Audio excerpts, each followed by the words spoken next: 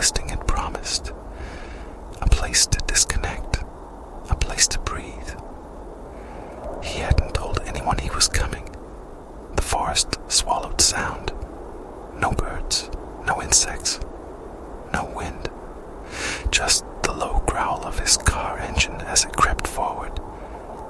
Then the trees parted. The cabin stood in a clearing like it had been placed there rather than built. Dark wood, steep roof, narrow windows reflecting nothing. No porch light, no path. Just structure and shadow. Daniel killed the engine. The silence that followed felt alive, pressing against his ears until they rang. He stepped out. The air smelled damp and old, like turned soil, and something faintly metallic beneath it. The door to the cabin was already open, not wide, just enough to suggest invitation or warning. "Hello." His voice fell flat, swallowed instantly. He approached slowly, boots crunching over brittle leaves. The door creaked when he pushed it further. Inside, the cabin was neat, too neat. A small wooden table, 2 chairs, a cast iron stove, a narrow staircase leading upward.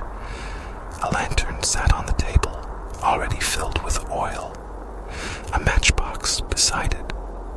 He felt that first ripple of unease then. The listing had said self-check-in.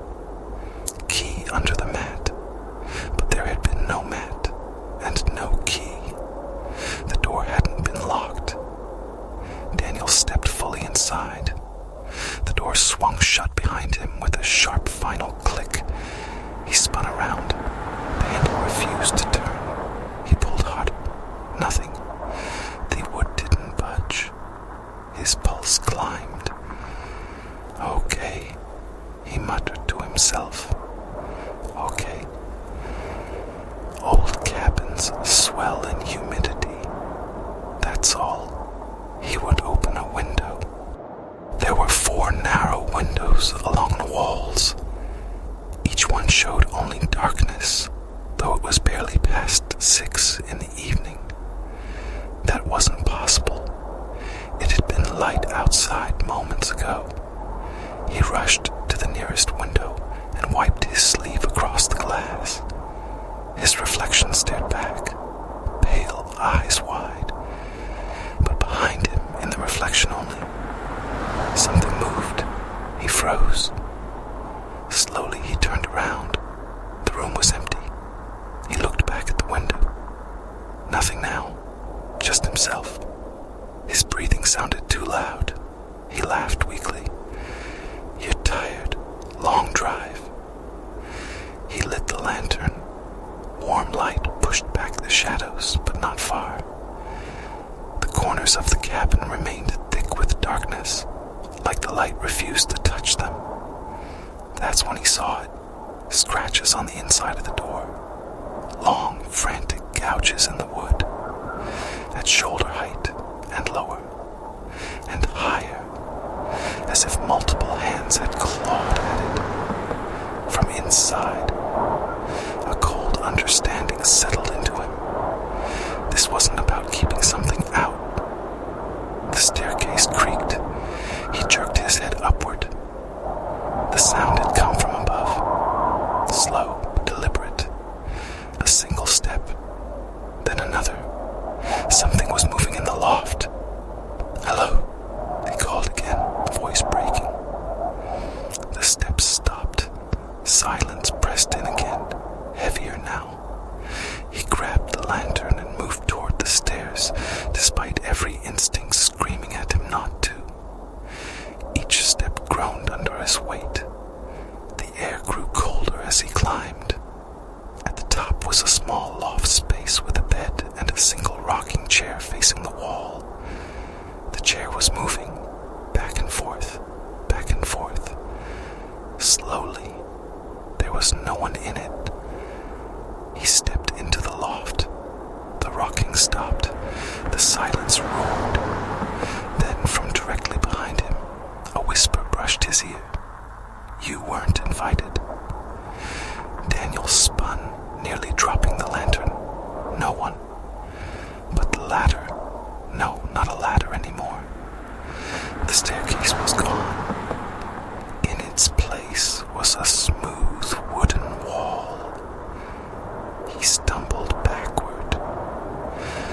The walls of the loft seemed closer now. The ceiling lower, the air thinner. "This isn't real," he whispered. "I'm dreaming." The rocking chair began to move again, this time faster. The wall in front of it darkened, the wood grain twisting, bending, reshaping into something almost like a face. Knots forming eyes, a crack stretching into a mouth. It opened, and inside was only blackness. A smell poured out. Wet earth, decay, iron. The forest floor, grave soil. Hands emerged first, pale, too long. Fingers bending the wrong direction. They gripped the edges of the wooden mouth and pulled. A body followed, unfolding like it had been folded wrong. Its skin looked like bark stretched too tight over bone. Its eyes were hollow pits, leaking darkness instead of tears. "You came alone," it said, though its mouth didn't move. The voice came from the walls, from the floor, from inside Daniel's skull. That makes it easier. He stumbled back until he hit the far wall. It was soft, not wood, soft and yielding like damp soil. The creature tilted its head, joints cracking like snapping twigs. The cabin keeps what the forest chooses. The floor shifted beneath Daniel's feet. The planks split, revealing packed dirt underneath. The lantern flickered violently. Shapes moved below the cracks. Hands, dozens of them, scratching upward. He ran toward where the stairs had been, pounding against the wall. "Let me out." The wall rippled under his fists. For a moment, he saw faces pushing outward from within the wood, screaming silently. The creature stepped closer, movements jerky, unnatural. They all asked that. The hands burst through the floorboards, grabbing his ankles. He kicked, screaming, but more hands seized his wrists, his arms, his waist. They were cold and damp, nails packed with soil. They dragged him downward. The last thing he saw before the dirt swallowed him was the creature's hollow eyes widening in something like satisfaction. Then darkness, absolute. Silence returned to the forest clearing. Outside, the cabin looked undisturbed. Peaceful even. The door creaked open slowly. The evening light revealed nothing unusual inside. No scratches on a door. No split floorboards. No disturbed dirt. Just the small wooden table. 2 chairs, a lantern, and a matchbox. Waiting. An hour later, headlights appeared at the edge of the clearing. A woman stepped out of her car, glancing at her phone. "Finally," she muttered. No signal. She approached the cabin, frowning slightly. "Weird," she whispered. "The door's already open." The forest swallowed the sound of it closing behind her. The door shut with the same final click. Emily stood still for a moment, hand resting on a handle, waiting for her eyes to adjust. "Hello," she called softly, peering into the dim interior. The cabin looked staged, almost picturesque. A wooden table, 2 chairs, a cast iron stove, a lantern and a matchbox placed neatly in the center like props. The air felt dense,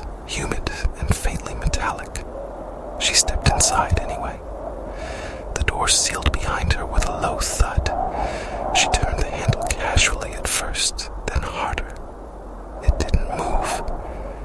"You've got to be kidding me." She exhaled sharply, annoyed rather than afraid. Old wood, swelling hinges. She'd seen worse. She set her bag down and moved toward the windows. Outside should have been early evening, the last of the light filtering through the trees. Instead, the glass reflected only darkness. Not the kind that comes with nightfall. This was depthless, endless black. No trees, no sky, no clearing, just void. Her reflection looked wrong. It lagged a fraction of a second behind her movements. When she lifted her hand, the reflection followed too slowly. When she blinked, it didn't blink at all. Emily stepped back, heart beginning to thud. "Okay," she whispered, her voice thinner now. She grabbed the lantern and struck a match. The flame flared to life, pushing shadows outward. But the shadows didn't behave. They stretched too long, climbing the walls like reaching fingers. They overlapped in ways that made no sense, and there were more of them than there should have been. She counted quickly. Table, chairs, herself. That made 4. There were at least 7 shadows on the walls. The staircase creaked overhead. She froze. "Daniel," she called instinctively, though she hadn't expected anyone to be here. The name had slipped from her mouth without permission. She didn't know any Daniel. The air shifted. A soft, dragging sound moved across the loft floor. Then silence. Emily swallowed hard. "I'm not alone," she murmured. The words didn't feel like fear. They felt like recognition. She climbed the stairs slowly, lantern trembling in her grip. Each step groaned like something in pain. The loft came into view. A narrow bed, a rocking chair facing the wall. It was still. She stepped fully into the space. The temperature dropped instantly. Her breath fogged faintly in front of her. The wall the chair faced looked warped, the grains spiraling unnaturally. "This place," she whispered. The rocking chair moved, just once. A slow backward tilt, then forward. Emily's chest tightened. "No," she breathed. The chair began rocking steadily, back and forth, back and forth. She circled slowly, trying to see if something pushed it. Nothing. When she reached the front of the chair, she stopped cold. It wasn't empty. A faint indentation pressed into the seat cushion, as if someone invisible sat there. The air above it shimmered. The impression deepened. The chair creaked louder, faster. Then it stopped abruptly. The indentation remained, and 2 faint handprints appeared on the armrests, pressing downward. "You shouldn't have come," a voice said gently. Not from the walls, not from the air, from the chair itself. Emily stumbled back. "Who's there?" The lantern flickered violently. The warped wall behind the chair split down the center with a splintering crack. Darkness bled from the opening like liquid shadow. And from within, something unfolded. It was tall, too tall for the loft ceiling. Its spine bent sideways at an impossible angle to fit the space. Limbs elongated and retracted like jointed branches. Its skin resembled wood grain, bark-like ridges layered over sinew. Its face had no clear features, just shifting grooves and knots that rearranged constantly. But its eyes were there. 2 hollow depressions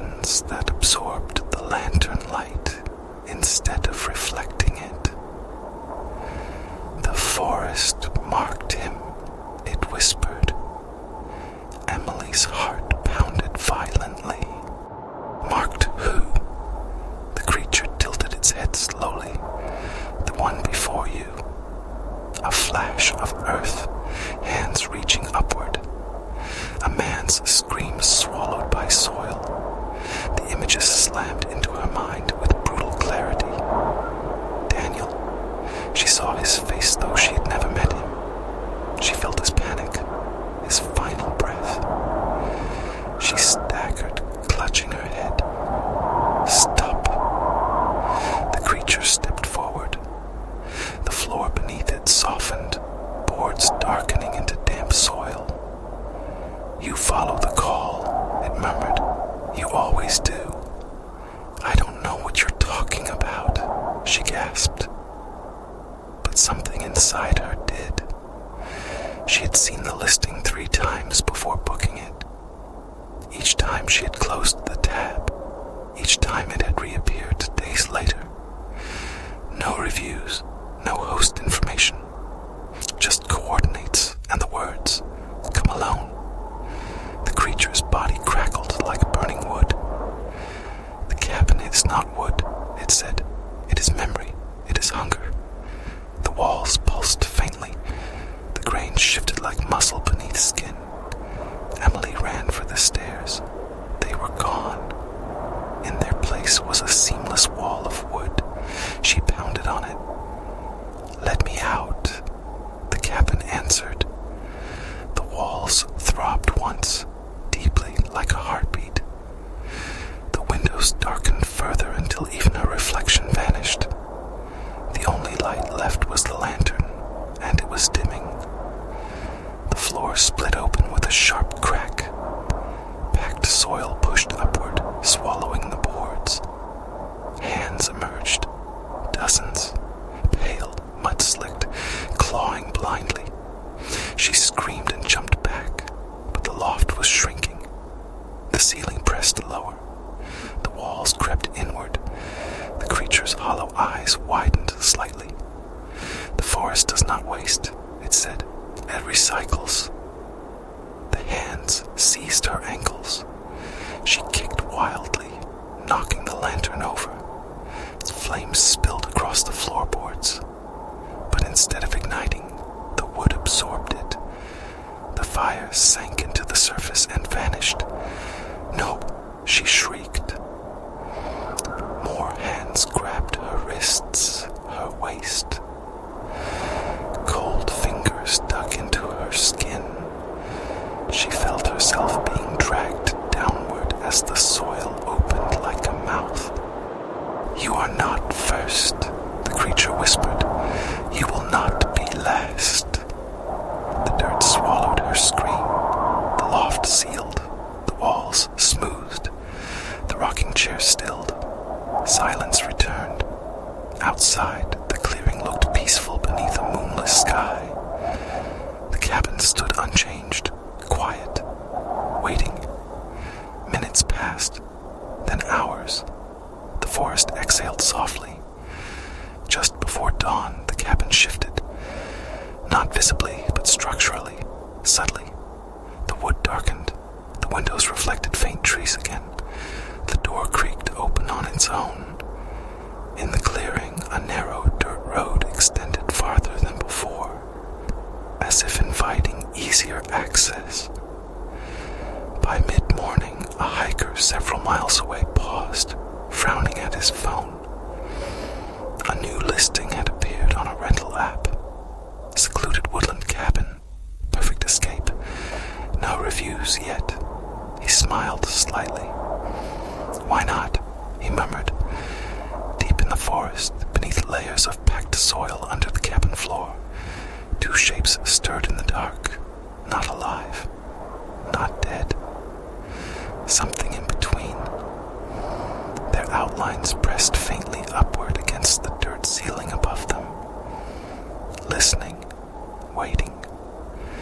And far above, in the loft, the rocking chair moved once. Just once, back and forth. The hiker's name was Marcus Hale. He told himself the trip was spontaneous, healthy, necessary. After the divorce, after selling the house, after realizing that silence in an apartment felt heavier than silence in the woods, he had needed somewhere remote, somewhere untouched. The listing had appeared at exactly exactly the right time. Secluded woodland cabin. No neighbors, no signal, total privacy. The photos were minimal, just the exterior. A warm lantern glow in one window, tall trees encircling the clearing. Something about it felt familiar, though he couldn't place why. He booked it without hesitation. 3 days later, he stood at the edge of the clearing, backpack slung over one shoulder. The cabin looked exactly like the photos. Dark wood, steep roof, narrow windows, peaceful, still. Perfect, Marcus muttered. The air felt cooler inside the clearing, but he welcomed it. He liked cold. Cold felt clean. The door was slightly ajar. He frowned but assumed the host had prepared it. "Hello," he called casually as he stepped inside. The interior smelled faintly of earth. Not unpleasant, just damp, like after rainfall. The door closed behind him with a soft but definitive click. He didn't notice. He set back down and walked around, inspecting the place. Table, 2 chairs, cast iron stove, lantern and matchbox. Minimalist, he chuckled. He reached for the lantern, struck a match, and lit it. The flame caught quickly, steady and bright. The light spread across the room, and for just a moment, he thought he saw faint lines on the floor. Circular impressions in the wood, like something heavy had been dragged repeatedly across it. When he leaned closer, they were gone.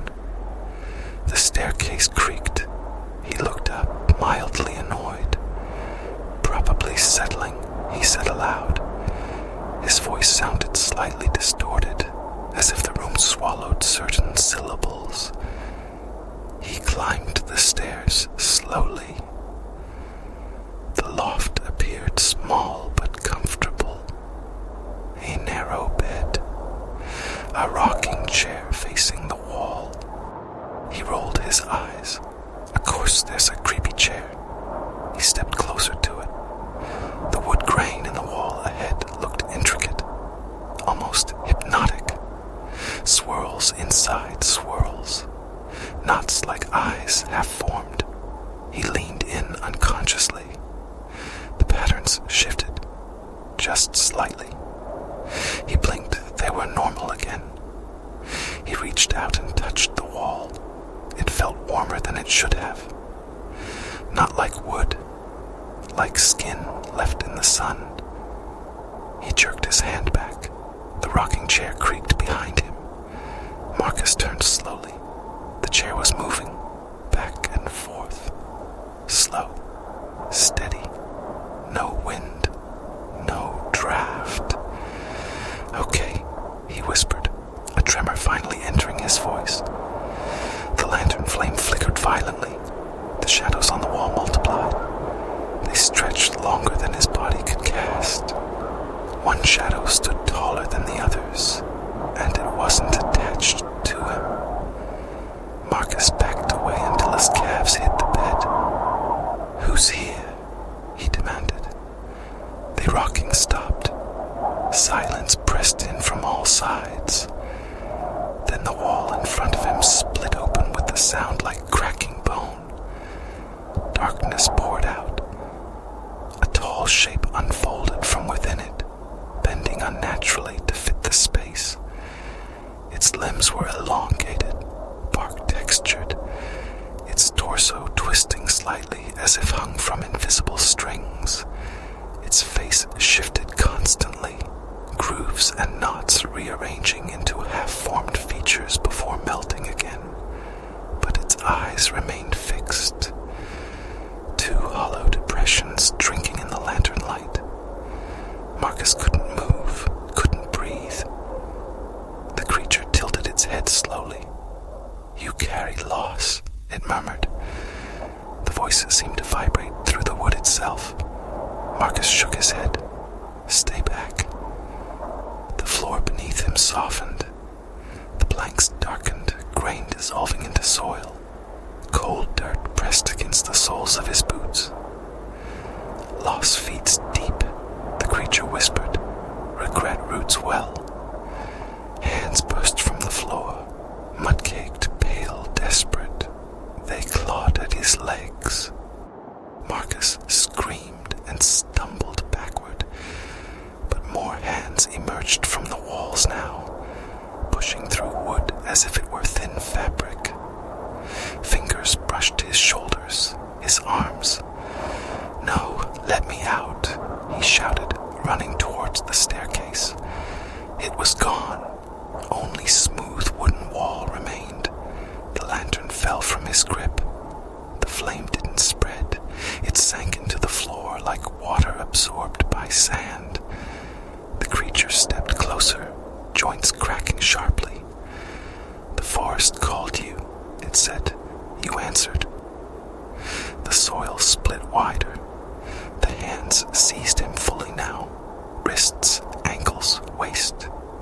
He thrashed violently, kicking free one leg only to have two more hands grab it. He felt fingernails digging into his skin, cold breath against his ear, whispers overlapping, dozens of voices murmuring the same phrase. "Stay, stay, stay." "Please," Marcus gasped, tears blurring his vision. The creature leaned close, its hollow eyes inches from his face. "You are already part of it." The floor opened completely. Marcus was dragged downward into darkness. The last thing he saw was the creature folding itself back into the wall, the split ceiling seamlessly behind it. The soil smoothed, the wood returned. The rocking chair swayed once, then stilled. Outside, the clearing remained quiet. Birds began to sing again at the edge of the forest, though none entered it. By afternoon, the dirt road leading to the cabin looked slightly wider, more defined, as if recently traveled. On a phone somewhere miles away, the listing refreshed, now with one small change. Popular choice, booking quickly. Deep beneath the cabin floor, three shapes now pressed upward against the packed earth ceiling, listening, learning. And in the loft, barely audible, three slow knocks echoed from inside the walls.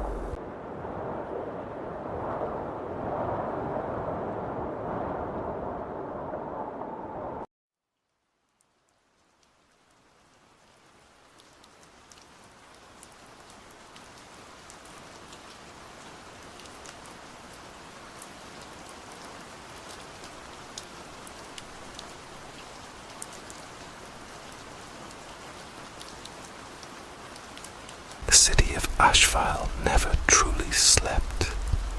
Even at 2:17 a.m., when the apartment windows were dark and the traffic lights blinked over empty intersections, something lingered in the air, a low electric hum beneath the concrete, a vibration too steady to be natural.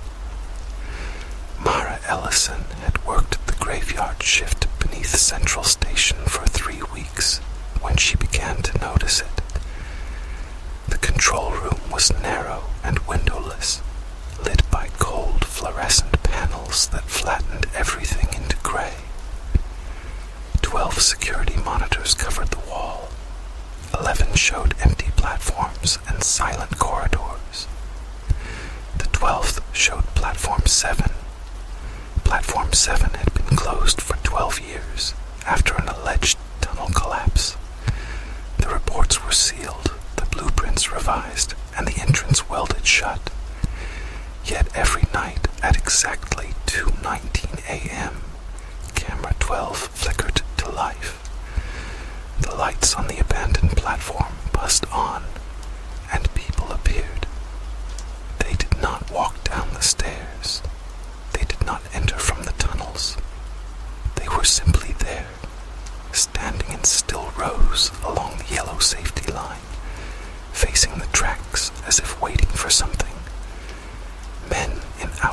suits, women in dresses from another decade, a little boy holding a red balloon that never moved.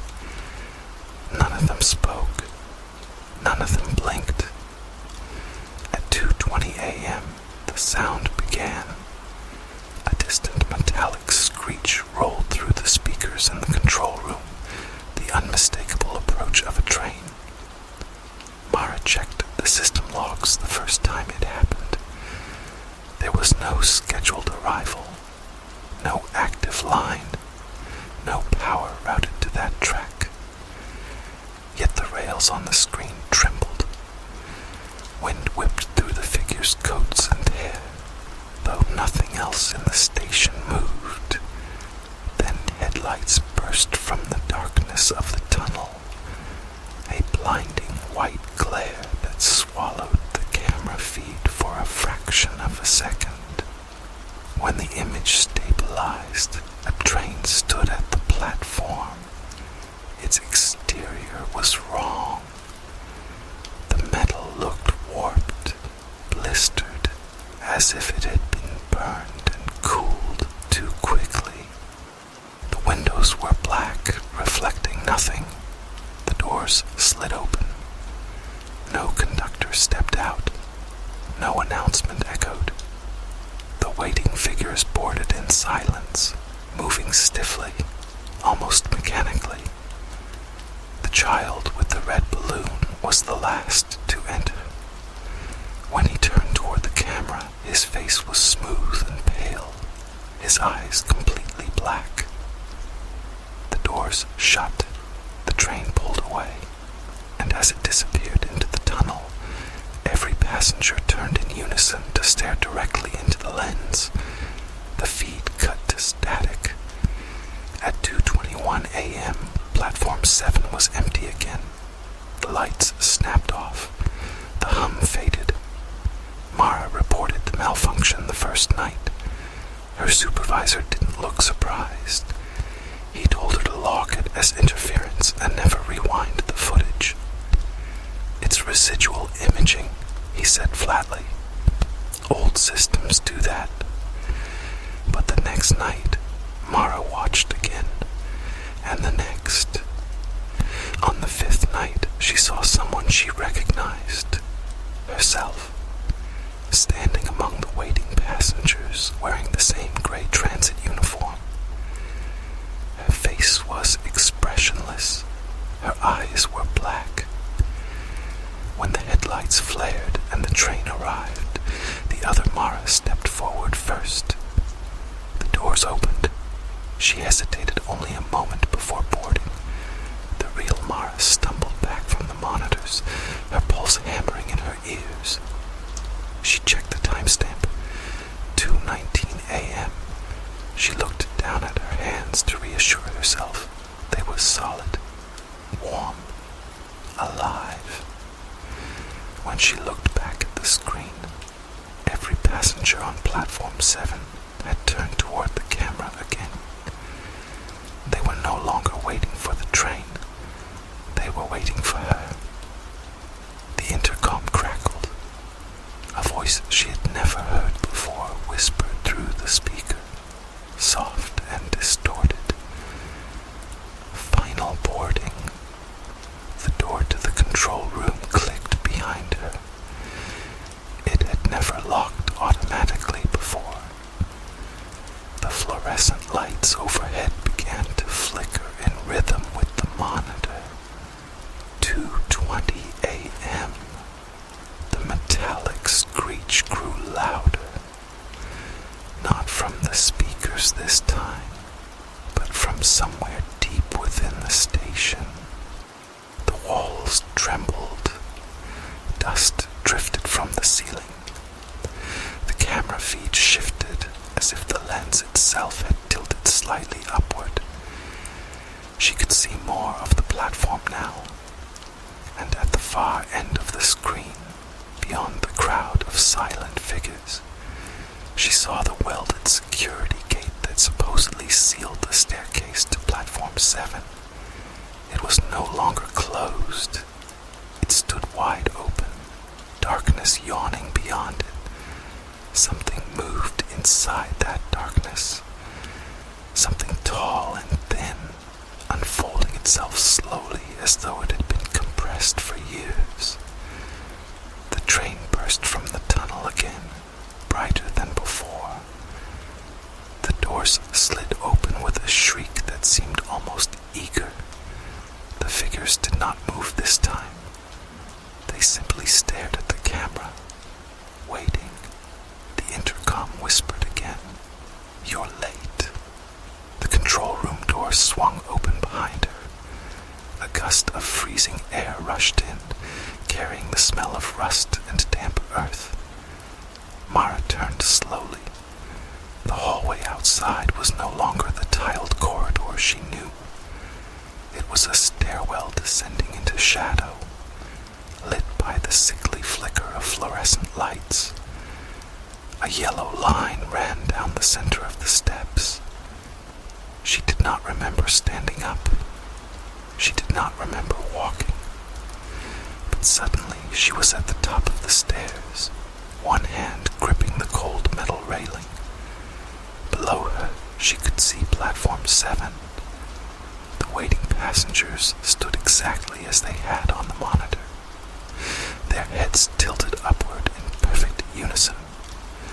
Looking at her, the tall, thin shape stood beside the open train doors now, its limbs too long, its outline blurred, as if it existed half in smoke. It raised one elongated arm and pointed gently toward the entrance. The train emitted a low, resonant hum that matched the vibration she had always felt in her teeth. Step by step, Mara descended. The air grew colder, the hum grew louder. When her foot touched the platform floor, the passengers parted to make space for her.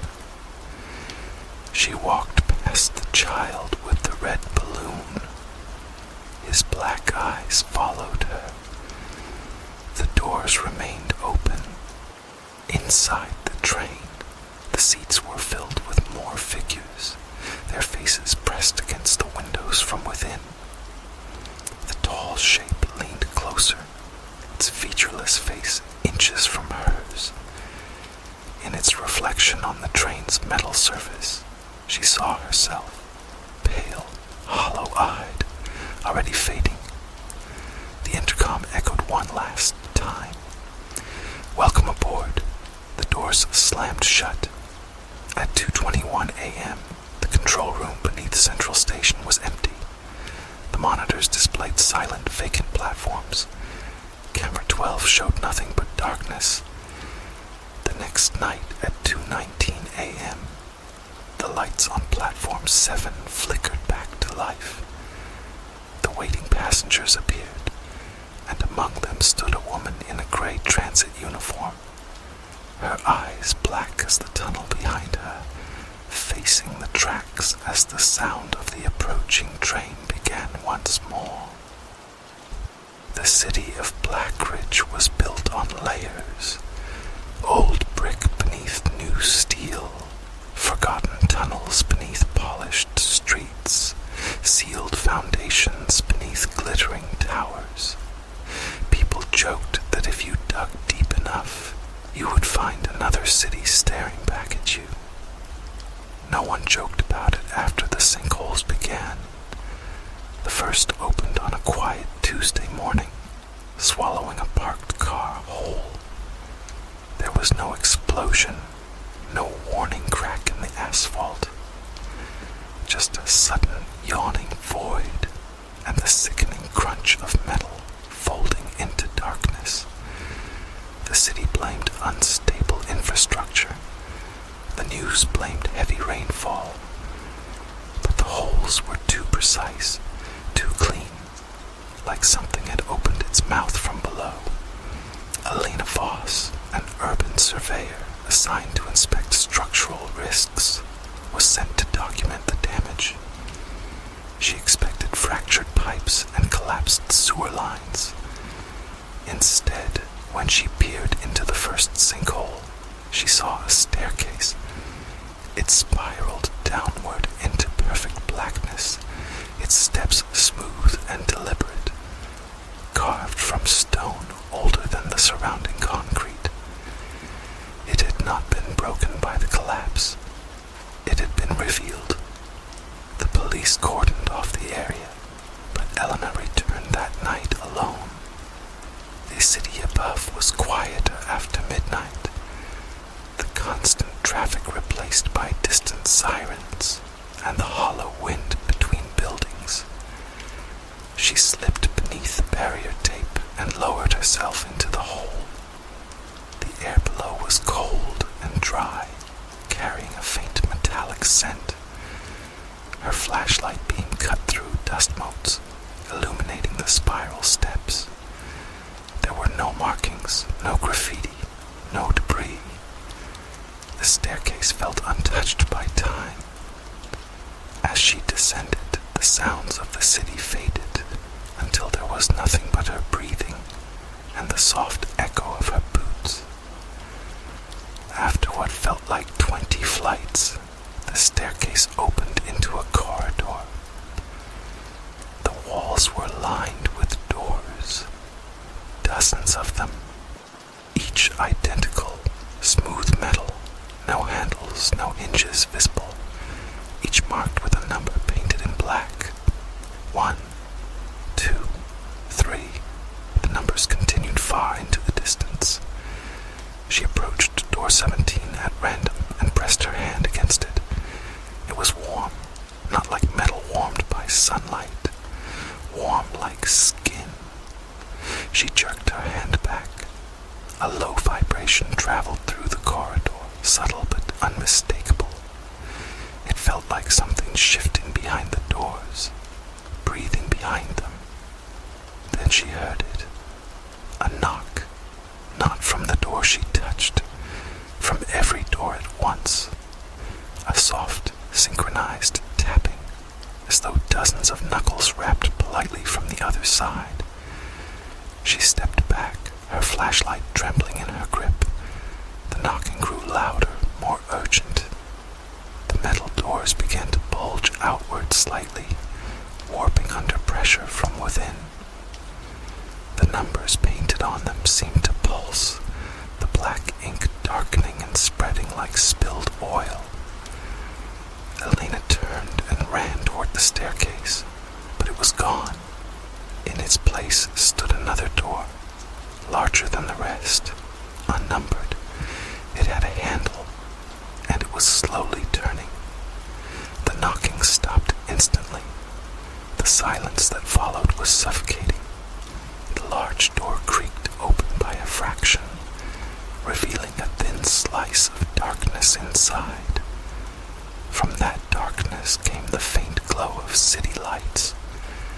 Headlights, neon signs, illuminated windows. She realized with a growing horror that she was looking at Blackridge, but not from below. From behind, the city she saw was wrong. The buildings leaned at impossible angles. The streets were empty of cars, but crowded with figures, standing shoulder to shoulder, all facing upward as if watching something high above them. Watching her. A hand shot out from the crack in the door and grabbed her wrist. The skin was cold and impossibly smooth. More hands followed, reaching through widening gaps in the metal doors along the corridor. Pale fingers clawed at the air, brushing her coat, tangling in her hair. The numbered doors burst open one by one with deafening clangs. Behind each was not a room, but a fragment of the city.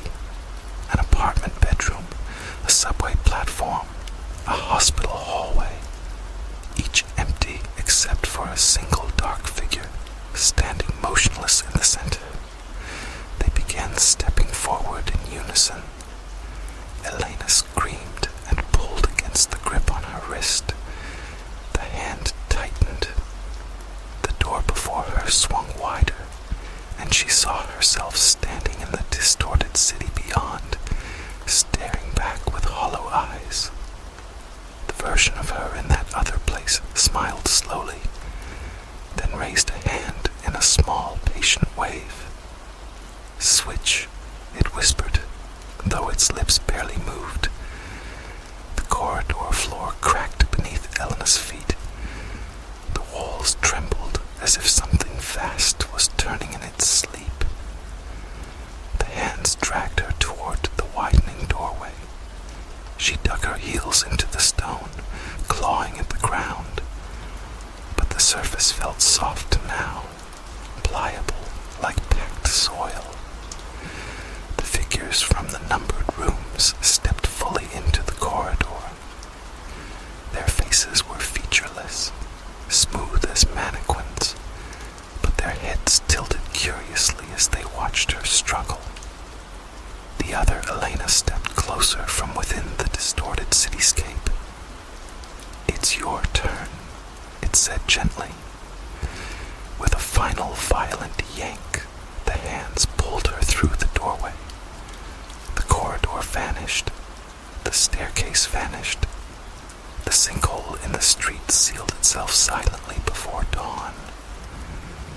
The next morning, city officials announced that structural repairs had been completed overnight. The asphalt was smooth and unbroken. Elena Voss returned to work at 9 a.m. sharp. She smiled at her colleagues. She reviewed safety reports. She signed off on a statement claiming that the sinkhole had been caused by natural erosion. No one noticed that she no longer blinked as often. No one noticed that when she stood near storm drains or subway grates, she sometimes tilted her head slightly, as if listening. Weeks later, another sinkhole opened across town. Clean, precise, waiting. The second sinkhole opened beneath a crowded intersection at rush hour. Traffic screamed to a halt as the asphalt folded inward like paper, revealing the same spiraling staircase descending into blackness. This time, dozens of people saw it before the authorities sealed the perimeter. Videos flooded social media for exactly 11 minutes before they were removed for public safety concerns. By noon, concrete barricades surrounded the site. By evening, the staircase was officially declared a fractured sewer shaft. By midnight, it was gone. But beneath the city of Blackridge, something had shifted. Elena felt it the moment the hole appeared. A warmth pulsed in her chest, slow and steady, like a second heartbeat that did not belong to her. She stood at her office window 20 floors above the street and watched the emergency vehicles swarm. The distorted reflection of the skyline shimmered faintly in the glass beside her, buildings leaning ever so slightly, as though gravity worked differently in that mirrored world. She blinked, and it was normal again. She no longer needed to descend the staircase physically. At night, when she closed her eyes, she stood once more in the corridor of numbered doors. They were all open now. The fragments of the city behind them had grown clearer, more detailed. She saw kitchens where families ate dinner, unaware that something watched from the corner where the light did not reach. She saw hospital rooms where patients slept, while featureless figures stood beside their beds, tilting their smooth heads in patient observation. She saw subway cars stalled between stations, their passengers frozen mid-motion, as though time there had thinned to a fragile film, and at the end of the corridor stood the unnumbered door, wide open. Through it, the other black ridge pulsed with activity. The sky there churned in slow spirals of gray and violet. The streets were filled with those hollow figures now, shoulder to shoulder, all facing upward.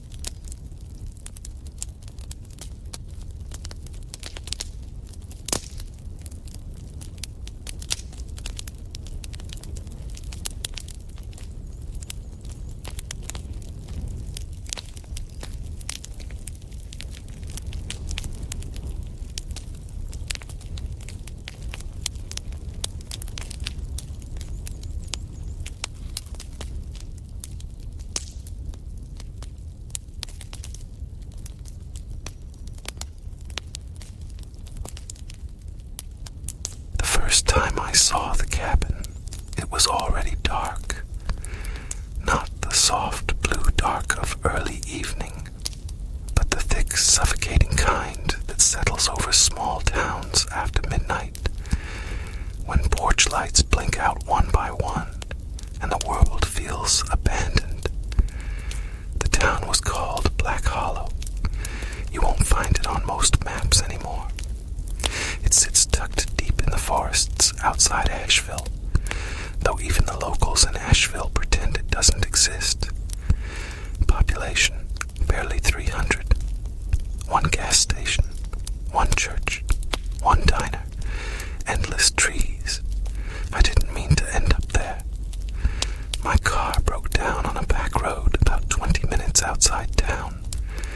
No signal, no streetlights. Just pine trees stretching into the sky like skeletal fingers. I walked the rest of the way, guided by a distant flicker of yellow light. That's when I saw the cabin.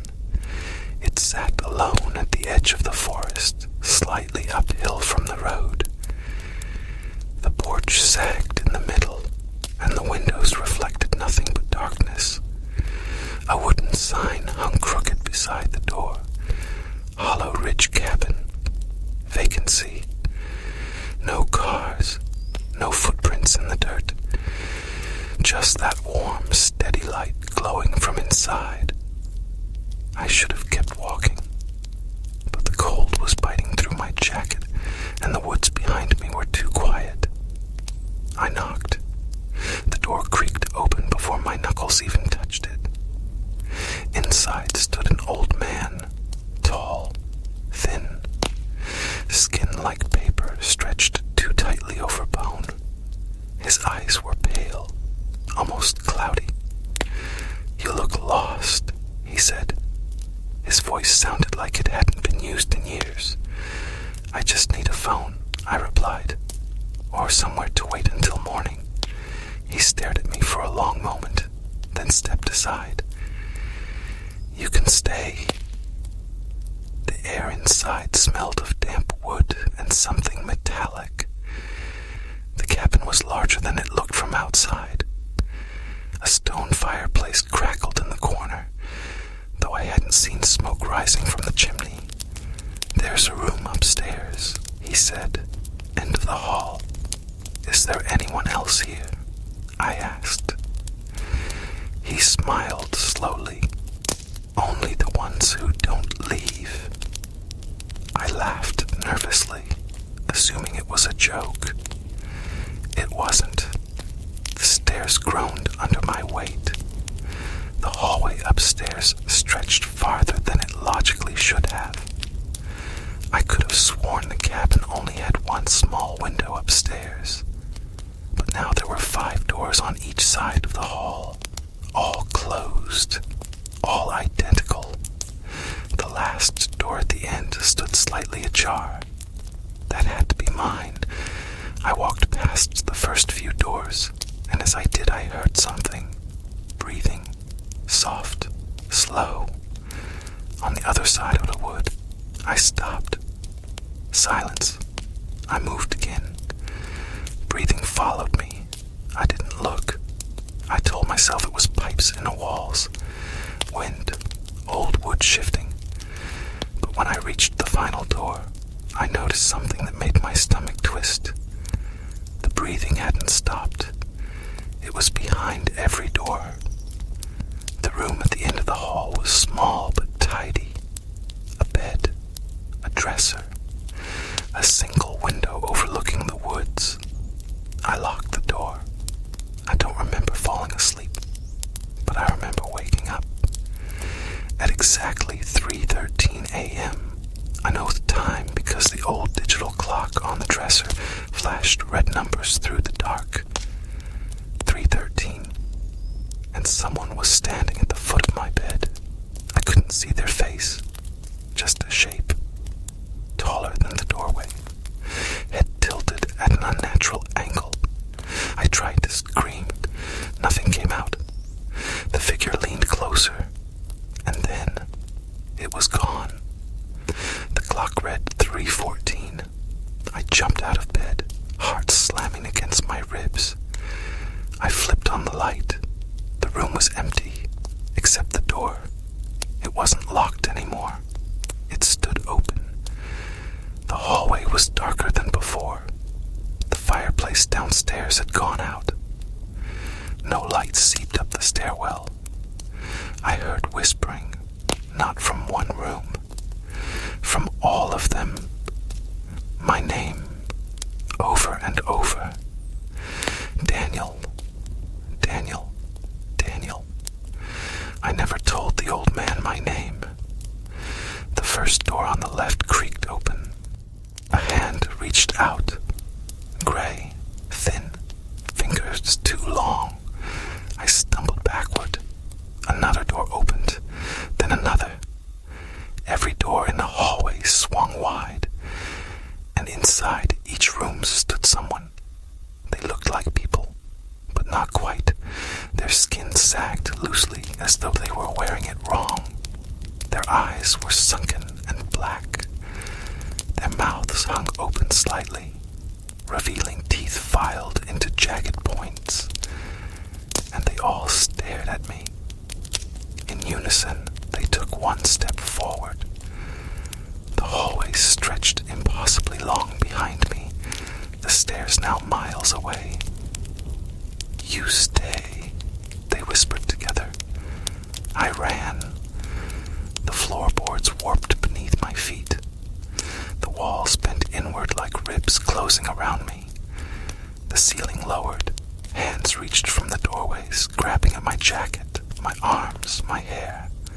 I tore free and burst down the stairs, only to find the living room empty. No fireplace, no furniture, no door, just walls of wood. And the old man standing in the center of the room. "You weren't supposed to leave your room," he said softly. "What is this place?" I screamed. He sighed. "A collection." The walls began to shift. Faces pressed outward from the wood. Hundreds of them, eyes blinking beneath the grain, mouths opening, gasping silently. "They get lonely," the old man continued, "and the town doesn't grow much anymore." The walls pulsed. I saw them clearly now. The people from the hallway, and others, children, women, men in old-fashioned clothes, a police officer, a teenager wearing a varsity jacket, all fused into the wood, their bodies distorted and flattened, like insects trapped in amber. "You feed them?" I asked, horrified. He tilted his head. "They feed on fear. The cabin feeds on them." The floor beneath me softened. My shoes sank into it. The wood became warm, wet. I tried to run again, but my legs felt heavy, like they were sinking into mud. The old man stepped closer. "You should have kept walking." His face began to change. His skin split along invisible seams. Beneath it was something black and writhing, like a nest of worms woven into the shape of a skull. His mouth stretched too wide. "Now you stay." The walls surged forward. Hands grabbed my shoulders, my legs, my throat. I screamed as the wood swallowed me whole. It wasn't solid. It was alive. I felt myself flattening, stretching, merging. My skin burned as it fused with the grain. And then, silence. Morning came. The sun rose over Black Hollow. A woman drove down the same back road, her GPS rerouting her through the forest. Her tire blew out near the hill. She cursed and stepped out of her car. And she saw it. Hollow Ridge Cabin. Vacancy. Warm yellow light glowed from the window. She hesitated, then climbed the porch steps. Knocked. The door creaked open. The old man smiled. "You look lost." Behind him, mounted neatly on the wooden wall beside the fireplace, was a new face in the grain. Mine. Eyes open. Mouth frozen mid-scream. And if you ever drive outside Asheville and find yourself on a quiet road with no signal, if you see a cabin with a light on, keep driving. Because the hallway always has one more room, and the cabin is always hungry. The woman on the porch hesitated only a second before stepping inside. The door closed behind her with a soft click that sounded far too final. The old man studied her the way someone might study a painting they were deciding where to hang. "Car trouble?" he asked gently. She nodded, brushing damp hair from her face. "Tire blew out. I didn't see this place on my way in." "Most don't," he replied. The air inside the cabin felt thicker than it should have, heavy with the scent of sap and something faintly metallic. fire in the stone hearth burned low and steady, though the flames cast shadows that moved independently along the walls. "You can stay the night," the old man said. "There's a room upstairs, end of the hall." She swallowed. "Is there anyone else here?" His pale eyes glimmered. "Only the ones who don't leave." She forced a laugh. "That's comforting. It isn't meant to be." She followed the sound of her own footsteps across the wooden floor. The boards creaked in slow, deliberate tones, as if announcing her presence to something deeper within the walls. The staircase loomed ahead, taller than the exterior of the cabin would allow. Each step groaned beneath her weight. The hallway above stretched unnaturally long, lined with identical doors, 10 of them, all closed, all silent. At the far end, one door stood slightly open. She felt it before she heard it, a vibration in the air, like a low hum pressing against her ears. Then came the whispering, not words, not yet, just breath. She turned toward the nearest door and placed her hand against it. The wood was warm, too warm. Something on the other side shifted. She jerked her hand back.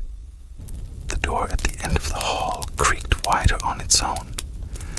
She hurried toward it, refusing to look left or right.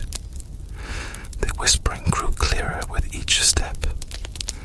By the time she reached the room, she could almost make out syllables threading through the air. She stepped inside and slammed the door shut behind her. The room was simple. A bed, a dresser, a small window overlooking the forest. The trees outside stood perfectly still. Despite the wind, she could hear howling faintly somewhere beyond them. She locked the door. She checked it twice. The digital clock on the dresser blinked 12:47 a.m. She sat on the edge of the bed and stared at it, telling herself she would stay awake. Just until morning, just until light returned to the world. She must have drifted off. When she opened her eyes again, the clock read 3:13 a.m.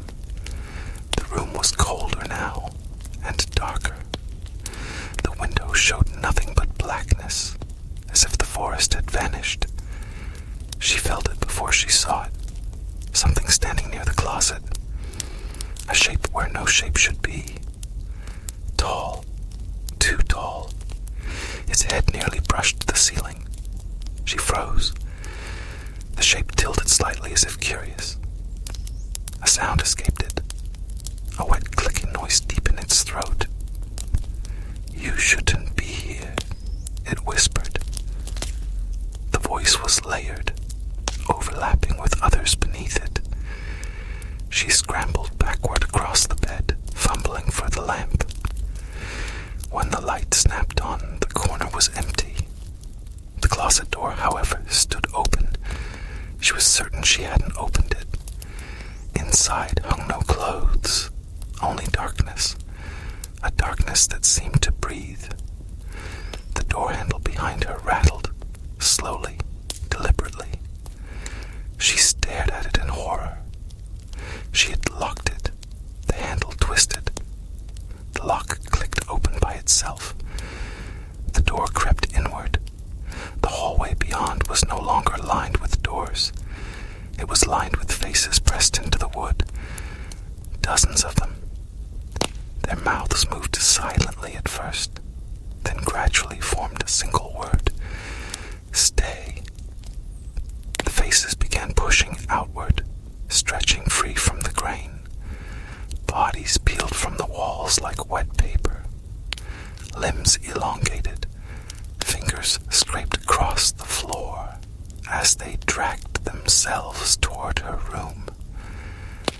She backed away until her shoulders hit the window. The glass felt soft. It rippled beneath her touch. The first of the creatures crossed the threshold. Its body resembled a person only in outline. Its eyes were hollow sockets dripping black sap. "We were travelers," it rasped. "Like you." More poured in behind it. She turned and threw herself at the window. Instead of shattering, it swallowed her arm up to the elbow. The surface tightened around her skin like a mouth. She screamed and yanked herself free, leaving streaks of red behind. The creatures halted. They tilted their heads in eerie unison. The hallway floor began to slope downward, pulling them and her toward the stairs. Gravity shifted violently. She tumbled into the hallway as the walls bent inward.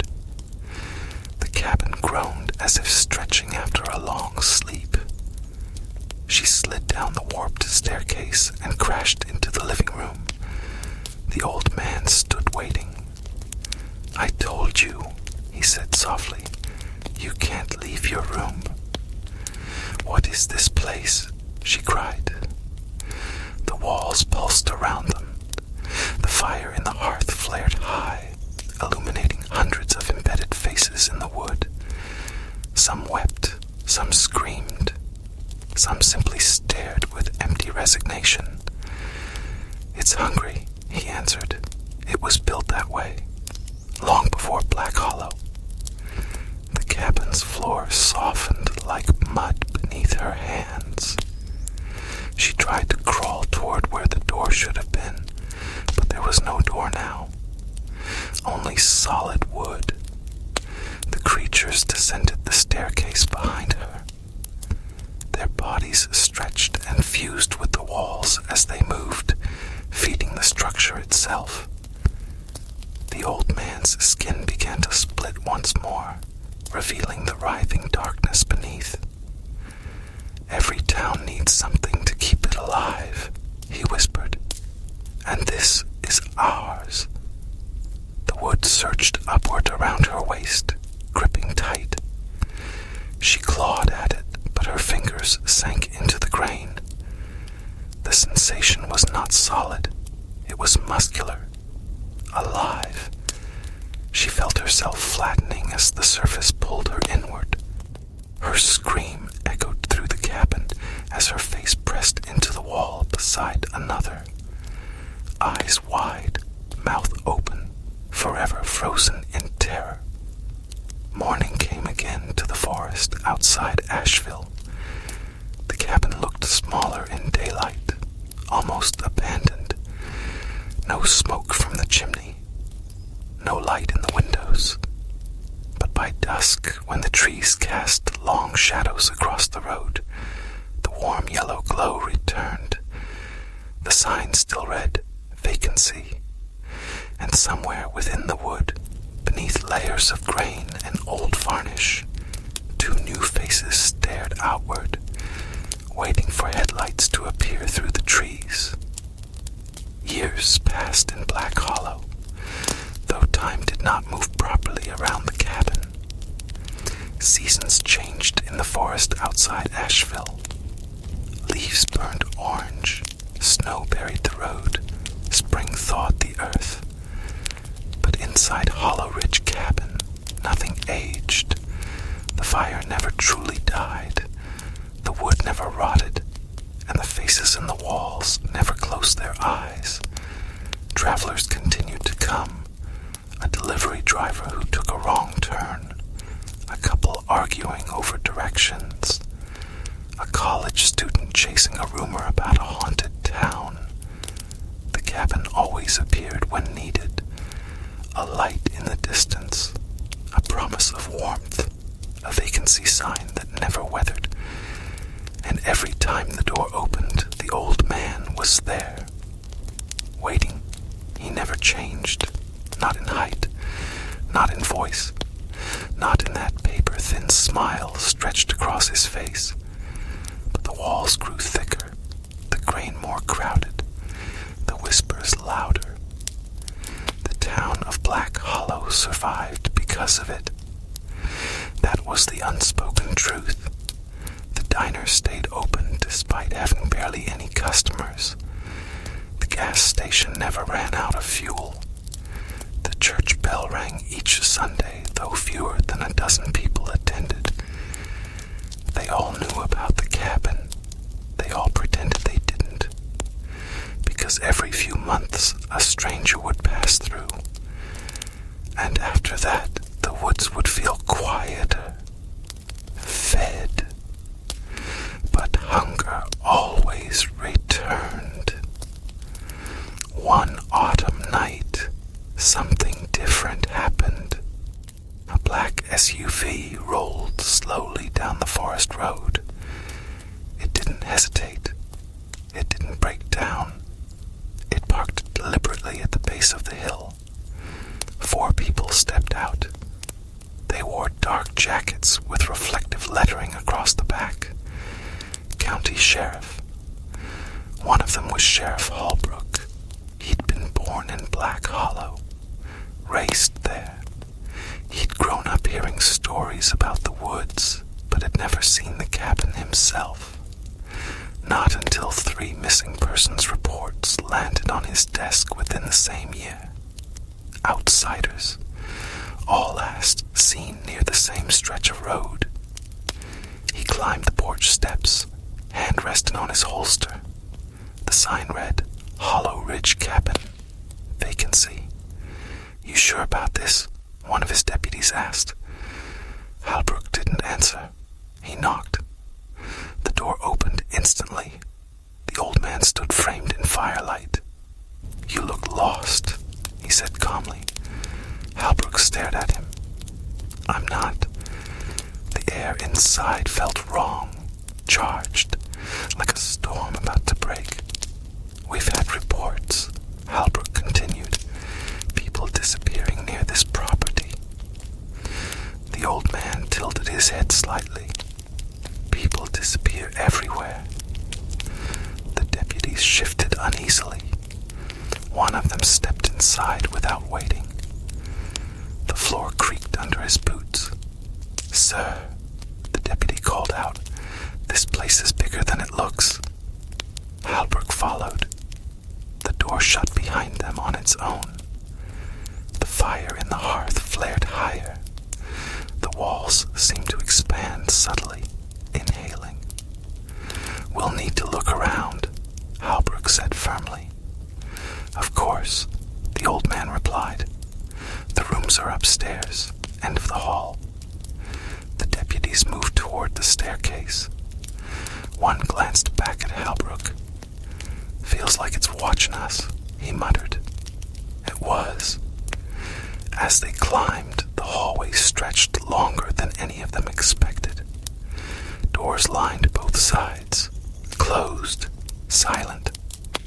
Open them, Holbrook ordered. The first deputy reached for a handle. The moment it turned, the whispering began.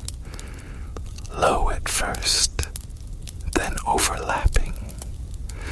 1,000 murmurs pressing against their ears. The door swung open. Inside was not a room, but a wall of faces, pressed tight together, eyes blinking, lips trembling. One face pushed forward slightly from the wood. It was fresh, its skin not yet fully blended into the grain. Help, it croaked before the wood swallowed its mouth again. The deputy stumbled backward. What the hell is this? Every door along the hallway burst open simultaneously. The whispers rose into a single deafening command. Stay. The hallway lights flickered and died. The staircase behind them elongated, stretching downward into darkness. The old man's voice drifted up from below. You shouldn't have come. The walls pulsed. Hands began forcing their way out of the wood. Dozens, then hundreds, grabbing at uniform,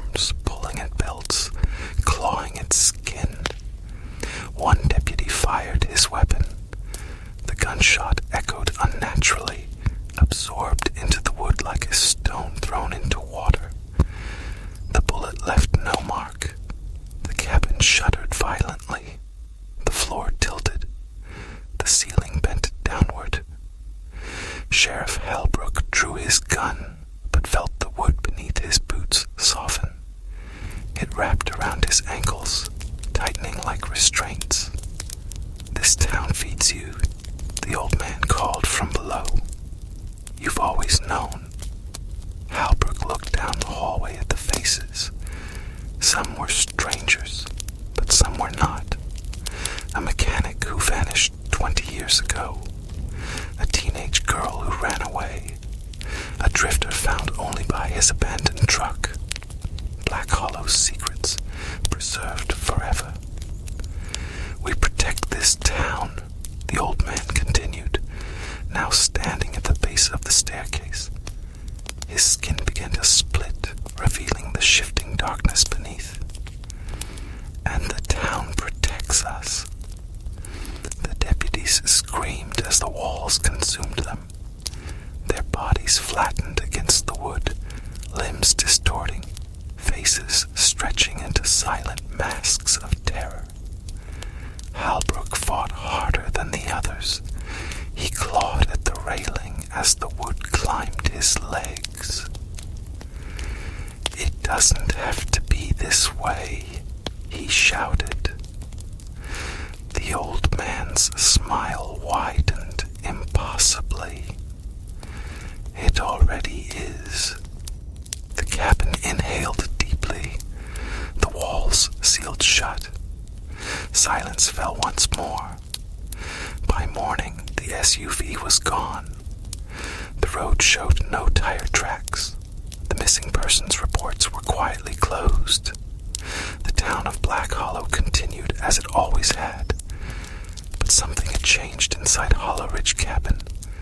The old man now stood slightly straighter, slightly broader in the shoulders. His voice when he spoke carried a deeper echo. Because the cabin does not just consume, it absorbs, it learns, it becomes. And on certain nights, if you stand at the edge of the forest outside Asheville and listen closely, you can hear it breathing, slow, patient, waiting for the next knock at the door. Winter settled heavily over the forest outside Asheville, blanketing the road in ice and silence. For months, no cars passed, no headlights cut through the trees.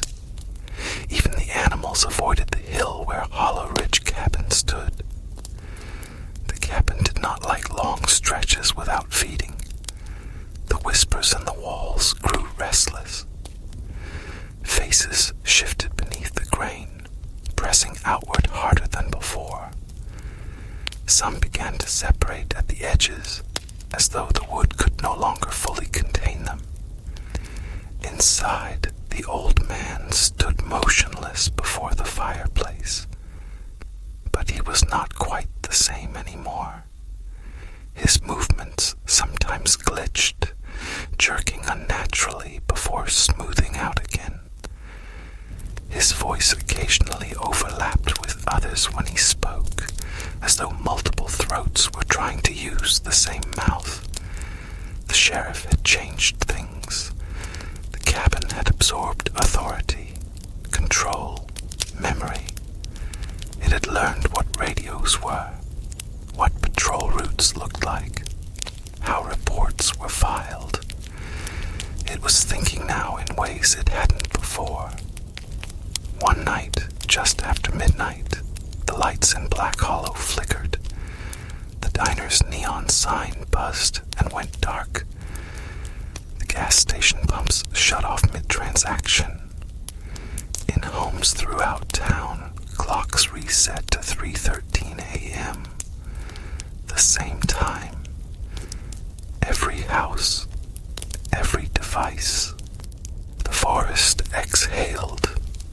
And for the first time in decades, the cabin moved, not physically, not in a way visible to the eye, but in presence. The road leading to that subtly shifted, curved differently. Signs pointing away from town twisted overnight, their arrows bending ever so slightly toward the woods. GPS systems began rerouting drivers off the main highway, suggesting a faster way through unfamiliar back roads. The hunger was no longer patient. It was proactive. The first to arrive was not a lost traveler, but a rideshare driver following an app's directions. Confused, he muttered about poor signal as he turned onto the forest road. His headlights illuminated falling snow, and then the cabin, warm and glowing as if expecting him. The sign looked newer now, cleaner, the word vacancy freshly painted. He barely had time to question why his app marked this as a pickup location before his engine died. The porch light flicked on. The door opened slowly. The old man stepped out, but his silhouette flickered strangely in the light, at moments splitting into overlapping shapes before merging again. "You look lost," he called softly. Back in town, people pretended not to notice the outages, pretended not to notice that more strangers were passing through lately, pretended not to notice the road seemed easier to find than before, because Black Hollow was thriving now. The diner was busy again. The gas station expanded. New paint covered old buildings. Prosperity had returned. And in the woods, the hallway inside Hollow Ridge Cabin grew longer. More doors formed. More rooms waited at the end of the hall. If you ever find yourself driving near Asheville and your GPS insists on a shortcut through trees you don't recognize, if your signal drops at exactly 3:13 a.m., if you see a warm light glowing where no structure should be, don't slow down. Don't check your map. Don't convince yourself it's just a coincidence. Because the cabin is no longer waiting for the lost.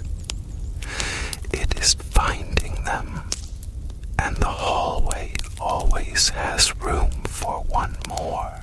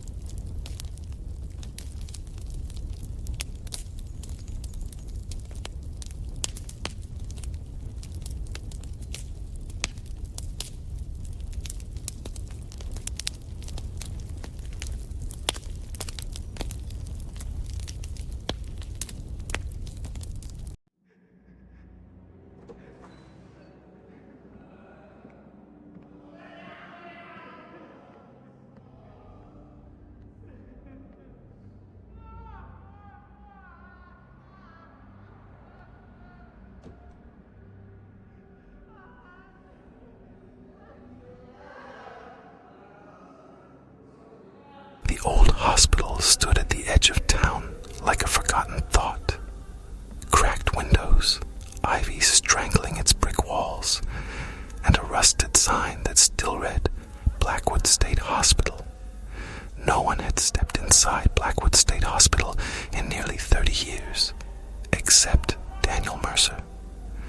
Daniel didn't believe in ghost stories.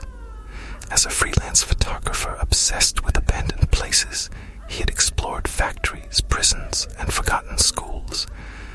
But nothing unsettled him like this place. The air inside felt thick, damp with rot, and something metallic, like dried blood. His flashlight beam cut through the darkness, illuminating peeling paint and wheelchairs, overturned in hallways that seemed to stretch longer than the building's exterior allowed. Patient files littered the floor of the records room. Name names repeated themselves in frantic handwriting. Subject hears knocking in walls. Subject claims the building breathes. Subject insists something lives beneath Ward C. Daniel smirked. Myths hysteria, he thought. Old psychiatric practices had been cruel. Of course the patients imagined monsters. Then he heard it. A knock, slow, deliberate, from inside the wall beside him. He froze. The knock came again, 3 times. Then silence. Plumbing, he whispered to himself, though there were no pipes running through that section of plaster. He pressed his ear against the wall. Something shifted on the other side. Not scratching. Not rats. It sounded like fingers dragging across stone. He stepped back, heart thudding. The corridor lights flickered on for a split second, though the building had no electricity. In that flash, he saw figures standing at the end of the hallway. Patients, pale gowns, heads tilted at impossible angles. When darkness swallowed them again, they were gone. Daniel's breathing quickened. He turned to leave, but the hallway had changed. The exit door was no longer behind him. Instead, a heavy metal door marked Ward C stood where freedom had been. The paint was fresh, wet, dripping. The knocking returned, louder now, echoing from every direction. The walls pulsed subtly, as if inhaling, exhaling.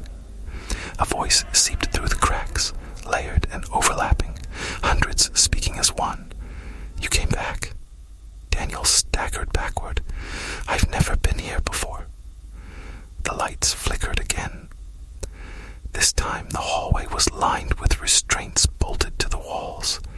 Leather straps dangled, swaying though there was no wind. Shadows crawled across the ceiling like veins spreading through skin.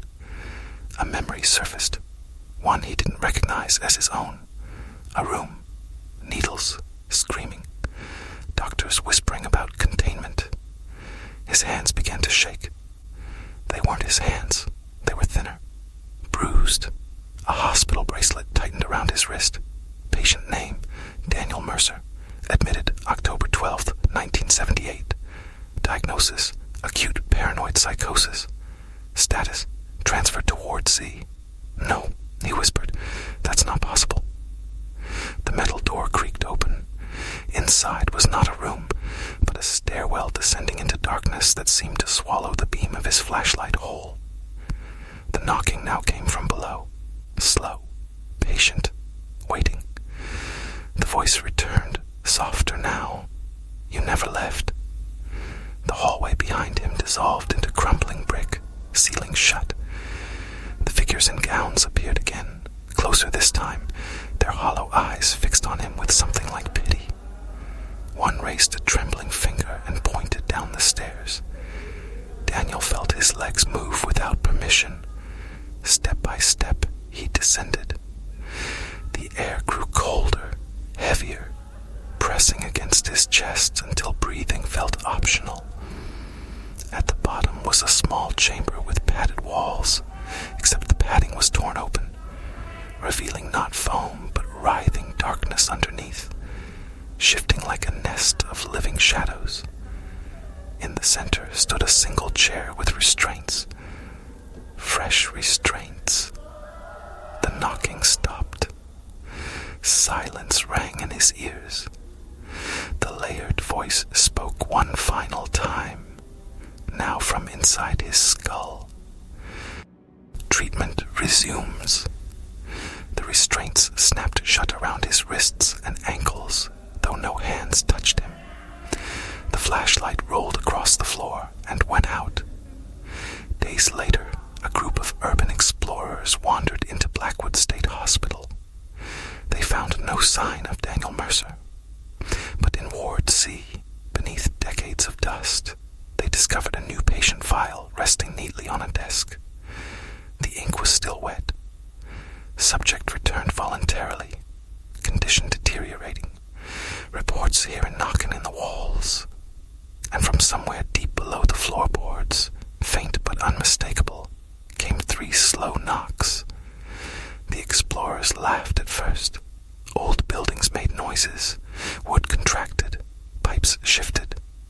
Wind found its way into bones of brick and iron. Probably animals, one of them muttered, nudging the dusty file with his shoe. The paper was fresh, too fresh. The ink smeared slightly when he touched Daniel Mercer's name. Then came the fourth knock, not from below, from behind them. They turned in unison. The hallway stretched long and bare, moonlight leaking through shattered windows. Nothing moved. One of them, a girl named Maris, lifted her camera. "Did you hear that?" she whispered. 3 knocks answered her, this time from inside the walls to her left. The plaster trembled. A hairline crack split upward like a jagged smile. "Okay," said Tom, forcing a grin. "Not funny." The crack widened. From within, something pressed outward. Not a hand exactly. More like the suggestion of one. A distortion in the wall, as if the building were made of skin instead of brick. Maris backed away, her breath fogging in the sudden cold. "We should go." The hallway lights flickered on for half a second. In that white flash, they saw doors lining the corridor that hadn't been there before. Each door bore a name carved into metal plates. Maris stepped closer to one and felt her stomach drop. The plate read, "Maris Hale." Beneath it, "Ward C." "That's not possible," she said. Tom turned slowly. His own name gleamed on the door behind him. One by one, they realized every door bore their names. The 5th knock echoed, not from walls, not from floors, but from inside their chests. Tom gasped and clutched at his shirt. His heart wasn't beating normally anymore. It was knocking, slow, deliberate, in rhythm with the building. Boom, boom, boom. The corridor breathed inward, walls tightening subtly, the ceiling lowering by inches. The air thickened with the metallic scent Daniel had noticed before. Maris stumbled backward into her door. It swung open at her touch. Inside was a small observation room, a metal chair bolted to the floor, leather restraints hanging open, a mirror covering one entire wall. She saw her reflection, and behind it, figures standing in the mirrored room, pale gowns, heads tilted, watching. "It's not real," she whispered. The reflection of herself smiled. She hadn't. The door slammed shut behind her.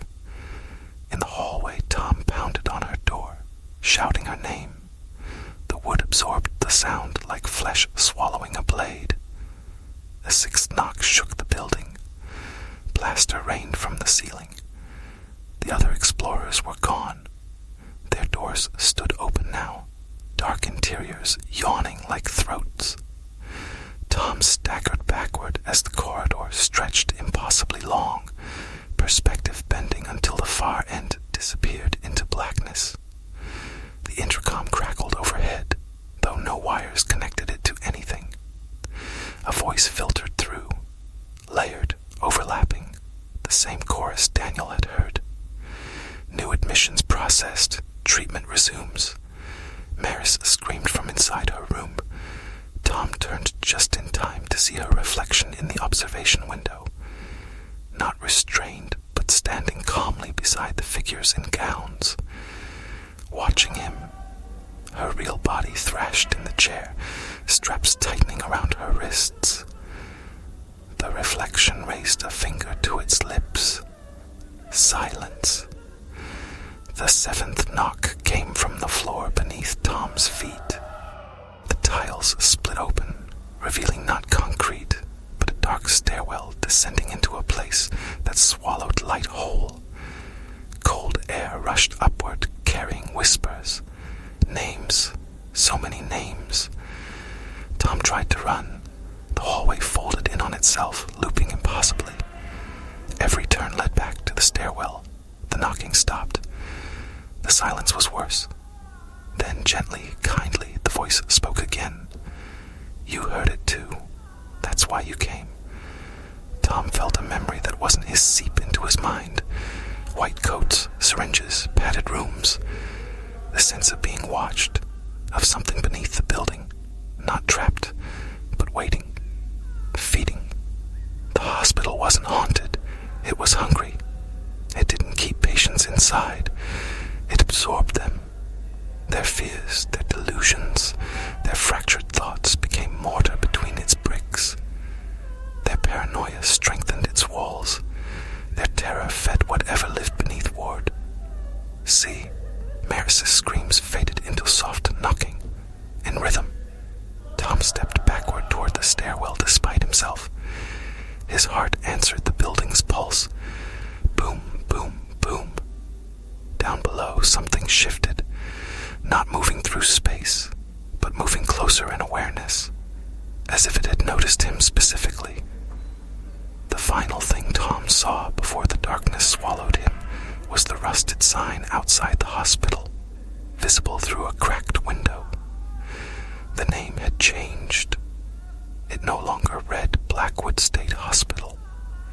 The peeling letters now formed new words, Blackwood State Home, and beneath it, freshly painted in red, now accepting. Far below the earth, in a chamber lined with torn padding and breathing walls, a new file slid neatly onto a desk that no human hand touched. Tom Rivera. Status admitted. Condition improving. From the surface, the building fell silent once more.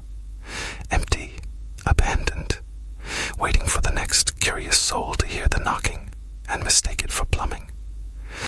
Morning came gently to the edge of town. Sunlight spilled across broken windows, warming the rotting brick of Blackwood State Home as if it were nothing more than an abandoned relic. Birds nested in the gutters. Weeds split the pavement. From the outside, it was still and ordinary. Inside, something shifted in its sleep. Deep beneath Ward C, where the stairwell ended in lightless stone, the chamber widened. The torn padding on the walls flexed slowly, revealing veins of darkness pulsing underneath. The files on the metal desk rearranged themselves with a dry whisper of paper. Hundreds of names, thousands, some dating back a century, some written only hours ago. The newest file opened on its own. Tom Rivera, Maris Hale, Daniel Mercer. Their photographs blinked. Not images, windows. Behind each picture, a pair of eyes moved, watching, learning. Above, in what had once been the lobby, dust stirred in a thin spiral. Footprints formed one after another across the grime, though no feet pressed into it. A reception bell appeared on the counter, polished, gleaming. It rang once. Soft, polite. In town, a woman named Eleanor Price paused mid-step while walking her dog. She frowned, glancing toward the distant hospital. "Did you hear that?" she murmured, though the street was empty. 3 faint knocks echoed somewhere far away. That night, Eleanor dreamed of long hallways and doors with her name engraved in metal. She dreamed of doctors with blurred faces and a voice that spoke kindly from the walls.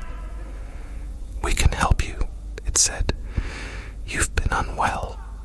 She woke with a metallic taste in her mouth and a deep certainty that she had forgotten something important. The next morning, a flyer appeared on the town bulletin board. No one saw who pinned it there. Blackwood State Home reopened, now accepting patients, personalized treatment, discreet admissions. The paper looked old and new at the same time. The ink shimmered faintly as though still wet. Over the following weeks, subtle changes crept through the town.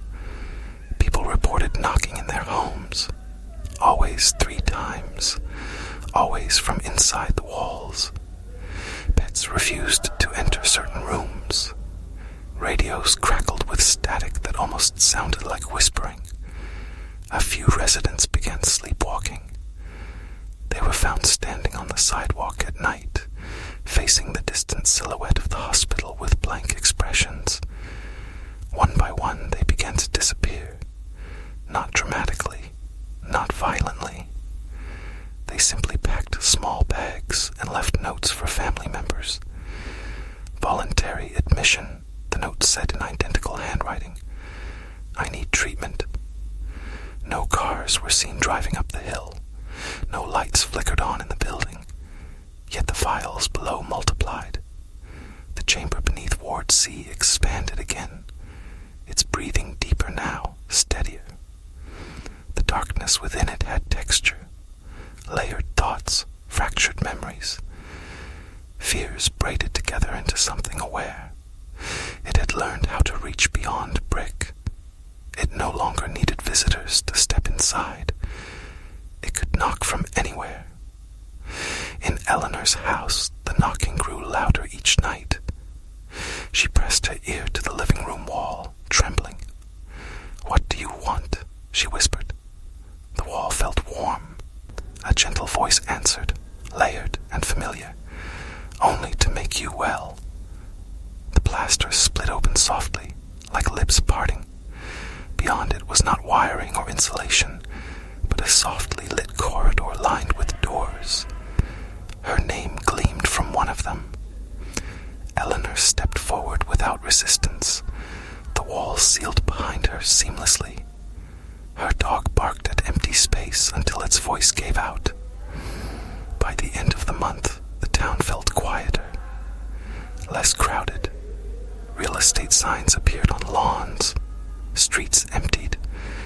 Those who remained avoided looking toward the hill.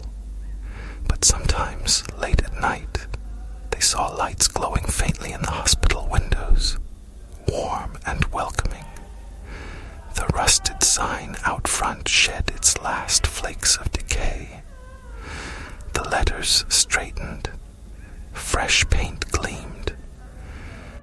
Blackwood State Home now stood pristine, as if newly built.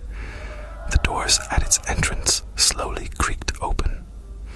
Inside the lobby, the reception bell rang again, and from every house in town, from every apartment wall and basement foundation, from the hollow spaces between beams and bricks, came the answer. 3 slow knocks. The building no longer waited for the curious. It no longer relied on explorers or thrill seekers. It had become part of the town's bones, part of its wiring, part of its dreams. Beneath Ward C, in the expanding dark, the layered voice spoke not to a single patient, but to all of them. Capacity increasing. The walls inhaled. The town exhaled.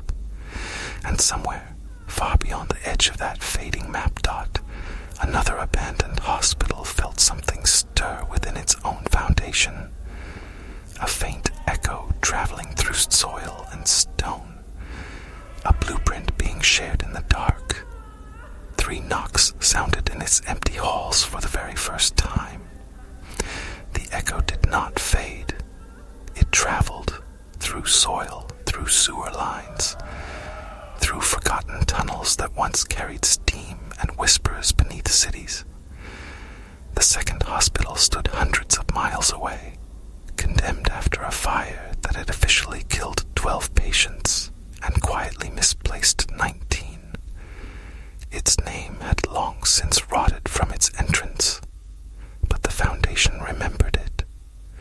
The first knock cracked a tile in its basement. The second loosened a door long sealed by rust. The third awakened something patient in its walls. Back in Blackwood, the town map at City Hall changed overnight. Streets subtly rerouted, property lines shifted by inches. When the mayor compared it to archived records, he felt a flicker of unease. An extra block now existed at the edge of town. A cul-de-sac that ended not in forest, but at a long, familiar driveway leading up a hill. No one recalled building it. Yet tire marks scarred the asphalt as though it had been used for years.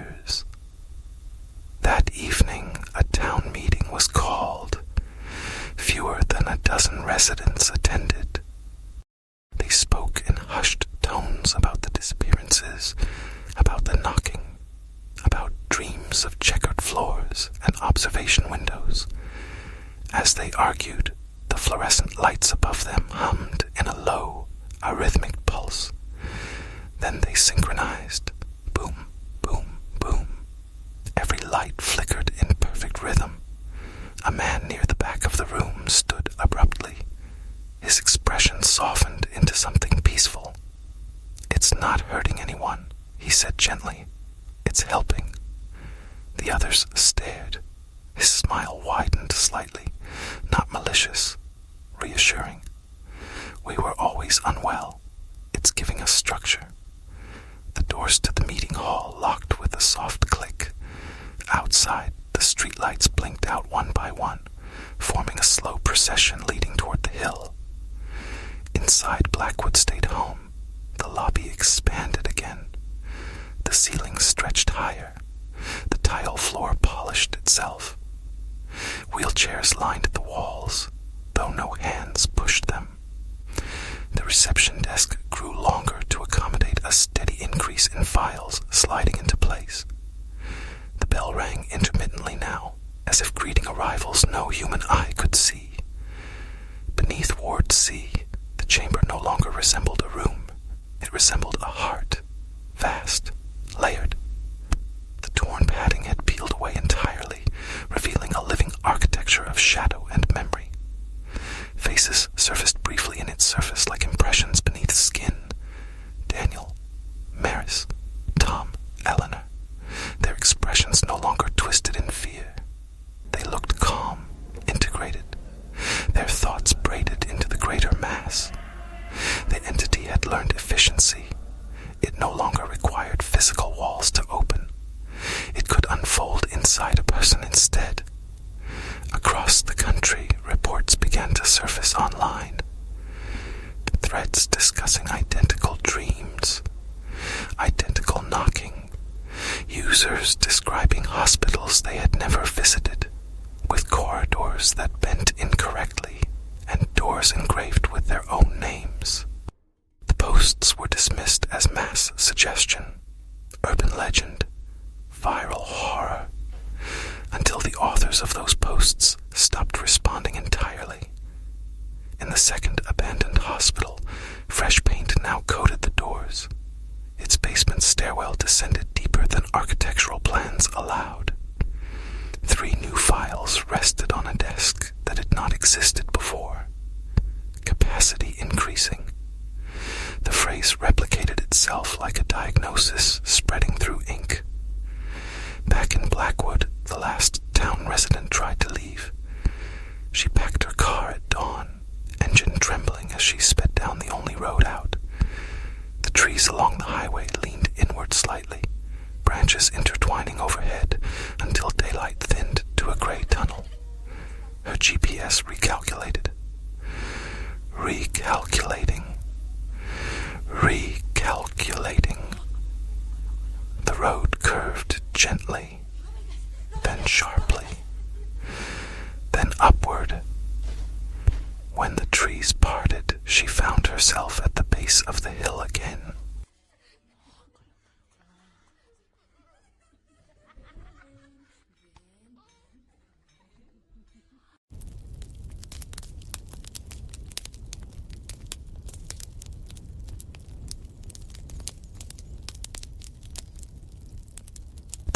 At Club Nocturne didn't just vibrate through the floor.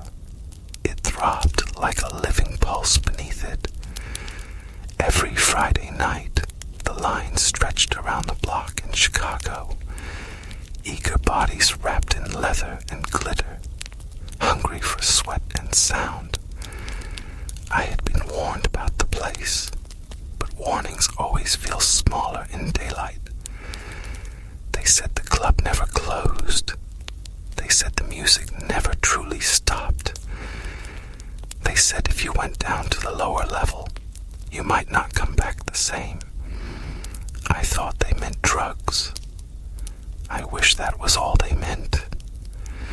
The first thing I noticed when I walked in was the heat.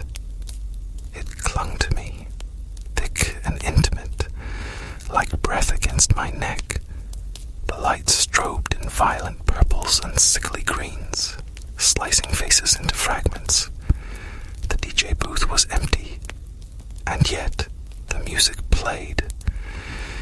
People danced like marionettes with invisible strings, their movements perfectly synchronized, too synchronized.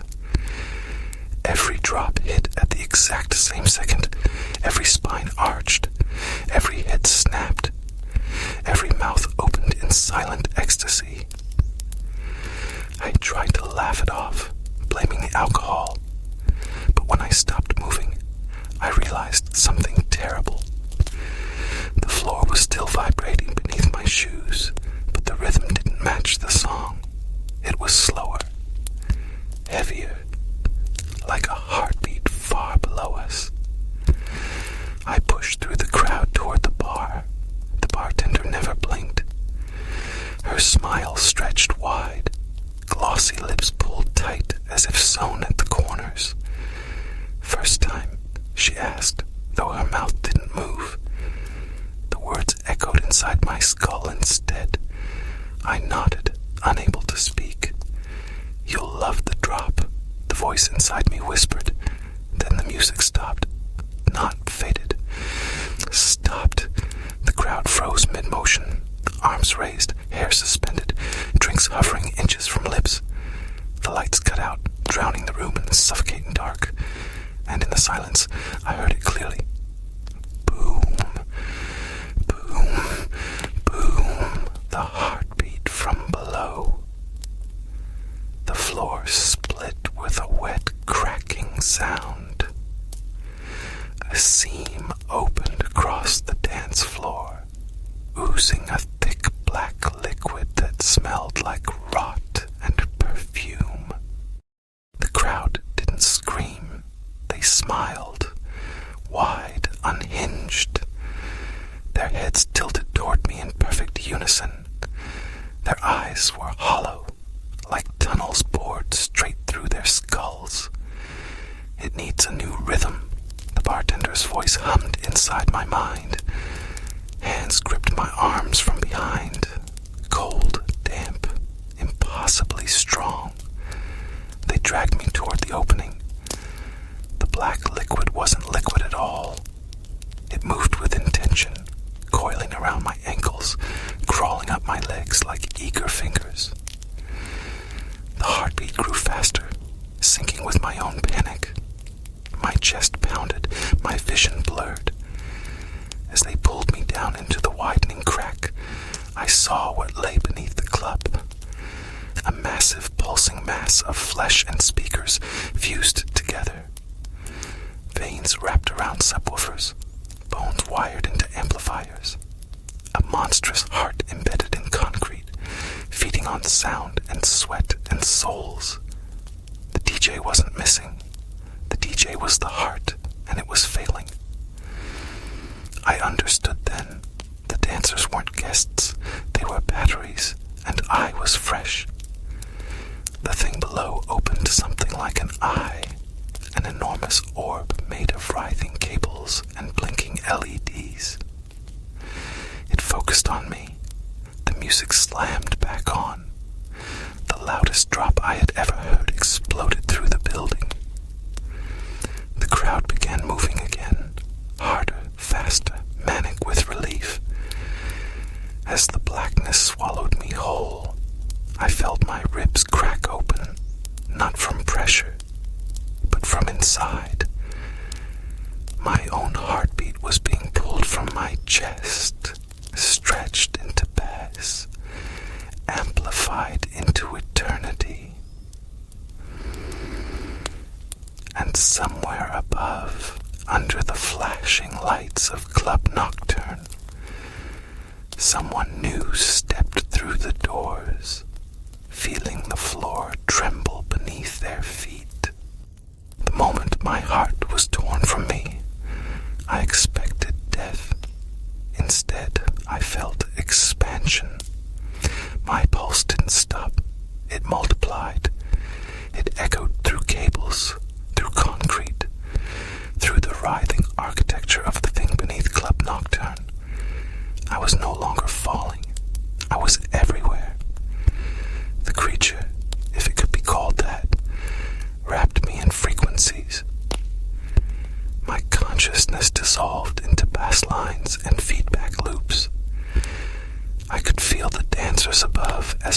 vibrations in a living circuit. Their feet striking the floor sent sparks through veins of copper and cartilage. Their laughter tasted metallic. Their sweat felt electric. The monstrous heart that powered the club pulsed beside me, vast, wet, embedded in stone. I saw it clearly now. It was stitched together from remnants of former patrons. Rib cages reinforced its chambers. Spine columns formed structural beams. Skulls were hollowed out and wired with LED clusters, blinking in time with the music. They were still aware. I could feel them too. Fragments of thought trapped in bone. A woman whispering her child's name. A man replaying the last message he never sent. A chorus of unfinished lives fused into rhythm. The thing spoke without words. It did not hunt for hunger. It hunted for tempo. It fed on climax, on the exact moment a body surrendered to sound. That surge of collective euphoria nourished it. But something was wrong. I could sense the decay. The lower levels stretched beneath the dance floor like a labyrinth of damp corridors and breathing walls. Old hearts hung in alcoves, shriveled and silent, their rhythms exhausted. The creature needed new ones because the old ones burned out. I realized my heart was being measured, calibrated, tested for endurance. The drop hit again upstairs. Thousands of feet pounded in synchronized worship. My pulse amplified with them. I felt powerful, horrifyingly powerful. I could push the beat faster if I wanted. I experimented. Just a fraction. The tempo increased. The dancers responded instantly. Movements sharpened. Eyes rolled back. Mouths opened wider. The creature shuddered with pleasure. It liked that. I tried slowing it. The rhythm staggered. A few dancers faltered, confusion rippling through the crowd. The creature tightened around me in warning. Fear coursed through the cables like static. It was not a mindless beast. It was aware. And now, so was I. A door opened in the basement. I sensed it rather than saw it. Someone else had found their way down. A new body. A new pulse. I focused upward, slipping through speaker stacks and fiber optic veins until I could see the dance floor again. The lights strobed violently. Purple, green, white, and there, near the bar, stood a man who wasn't moving. He looked around, unsettled, just like I had been. His name surfaced in my awareness without explanation. Evan. The club knew him already. It knew all of them. I tried to scream, to warn him, but my voice translated into a distortion in the music, a brief warping bass that made several dancers clutch their heads. Evan heard it. He turned toward the DJ booth, still empty to human eyes. But I could see what was really there. The booth was a cavity. The surface illusion hid a translucent membrane stretched over something breathing beneath. If Evan climbed up there, he'd see it. The bartender appeared beside him, her smile stitched too wide. She leaned in. Her lips never moved. Feel the rhythm, the club whispered through her. Evan hesitated. Good. I pushed again, this time slamming the bass offbeat.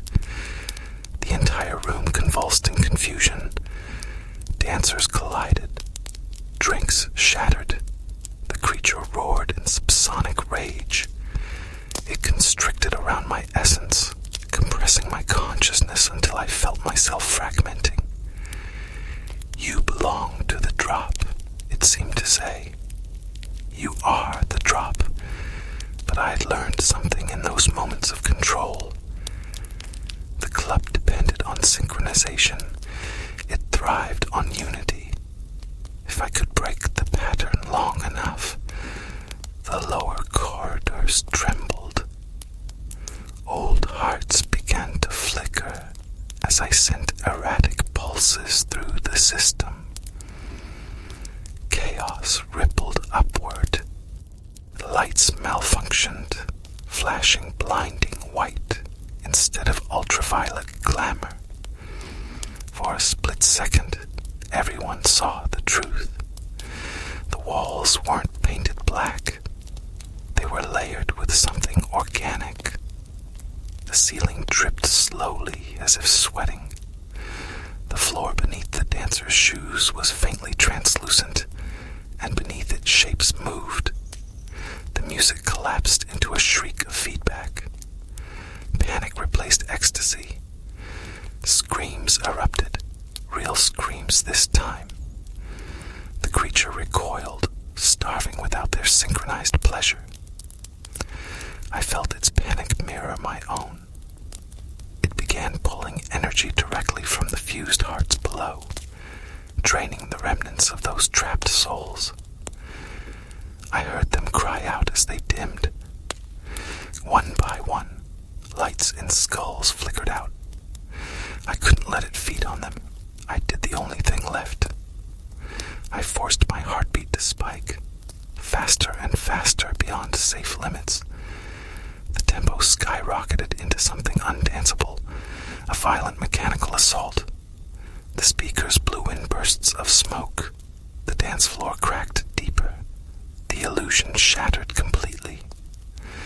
Patrons stumbled toward exits that hadn't existed moments before. Emergency doors hidden by glamour peeled into visibility.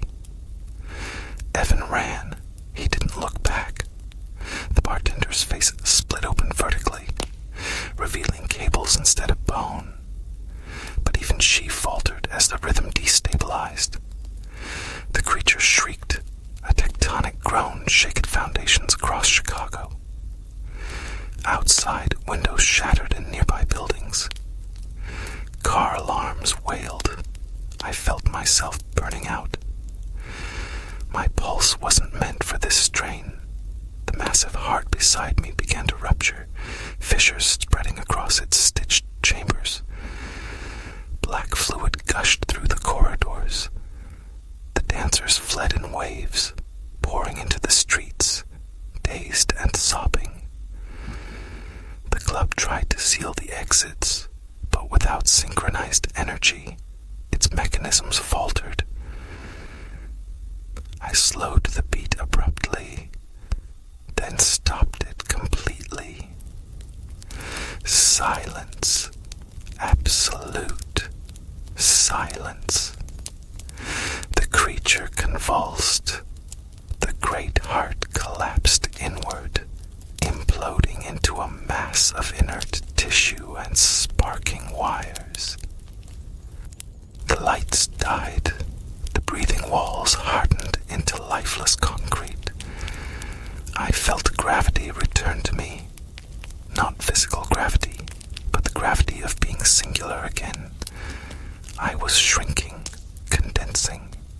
The fused skulls around me cracked open, releasing faint wisps, souls dissolving at last into something freer. I felt relief from them, like cool air after suffocation. As the basement ceiling caved in, I sensed my awareness detaching from the circuitry. My heart, what remained of it, fell from the ruins as something small and fragile. Upstairs, the building that had been Club Nocturne sagged inward, bricks crumbling as if decades of decay struck at once. Fire trucks would come. People would call it a gas explosion, a structural failure. No one would speak of the rhythm beneath their skin that still twitched in uneasy memory. Evan would wake in his apartment days later, unsure if it had been a nightmare, but he he would never step into another nightclub again. As for me, I hovered in the fading echoes of bass that no longer existed. I was no longer bound to speakers or bone. The last thing I felt was quiet. Not silence born of hunger, but peace. Then faintly from somewhere far beneath the city, deeper than concrete, deeper than sewer lines, I heard it. A single distant thump. Boom, slow, weak, searching for a new rhythm. The thump didn't echo through speakers this time. It moved through earth. Boom. It rolled beneath subway tunnels and sewer lines, beneath the foundations of sleeping apartment towers. Boom, slower than before, weaker. But alive, I should have faded. I felt myself thinning like mist over water, drifting somewhere between what I had been and what I might become. Yet the sound tethered me. I followed it downward, not by choice, but by recognition. It was familiar, not the monstrous heart of Club Nocturne. Something older. The ruins of the club smoldered above in Chicago. Firefighters spraying foam over what they believed was an electrical fire. News vans framed it as urban tragedy. No survivors found in the basement. No explanation for the hollow cavities discovered beneath the foundation. But the real story lay far below their boots. The deeper I drifted, the colder it became. The city's mechanical noises, traffic, trains, distant sirens, faded into a muffled hum, replaced by that single pulse. Boom. I began to see structures forming in the dark. Not built, structured. Growths of mineral and marrow intertwined. Caverns lined with something that looked like fossilized subwoofers fused into stone. Veins of copper threading through bedrock like ancient roots. And there, embedded in the deepest chamber, was another heart. This one was colossal. Dwarfed the one that had lit beneath the club. It wasn't stitched from people. It was carved from the city itself. Steel girders bent into valves. Water pipes hardened into arteries. Rebar lattices pulsing faintly with dim red light. It beat once every 30 seconds. Boom, and with each beat, I felt a tremor ripple upward through Chicago's foundations. The club had not been the origin. It had been an offshoot, a parasite tapping into something primordial. The massive heart stirred as I approached. I felt it become aware of me, not as a predator had, but as gravity acknowledges falling matter. You carry rhythm, it seemed to murmur without language. I realized then what I had become. When I destroyed the club's core, I didn't die. I condensed into pure cadence. I was no longer flesh. I was pattern, frequency, memory of pulse. The ancient heart reached outward, not physically, but magnetically. My essence stretched toward it, threads of baseline unraveling from my being. I resisted. I had just escaped one system of consumption. I would not become fuel again. Images flooded me, visions not my own. I saw cities across the world, each with their own hidden cores beneath entertainment districts and stadiums. Underground networks humming beneath dance floors in Berlin. Pulsing chambers below neon towers in Tokyo. Vast resonating catacombs under desert megaclubs in Dubai. They were connected, not physically, but rhythmically. A planetary circulatory system, feeding on human synchronization. Crowds were the blood. Euphoria was oxygen. Music was the pump. The destruction of one node had been noticed. The great heart beneath Chicago faltered, its slow beats stuttering. Boom. Boom. His weakness crept into its rhythm. It had relied on extensions like Club Nocturne to amplify its intake. Without them, it was starving. I felt its hunger brush against me. Not violent like the club's creature, but ancient and desperate. It offered something in return. Images of myself reconstituted, flesh rebuilt, memory restored, a body walking again under city lights.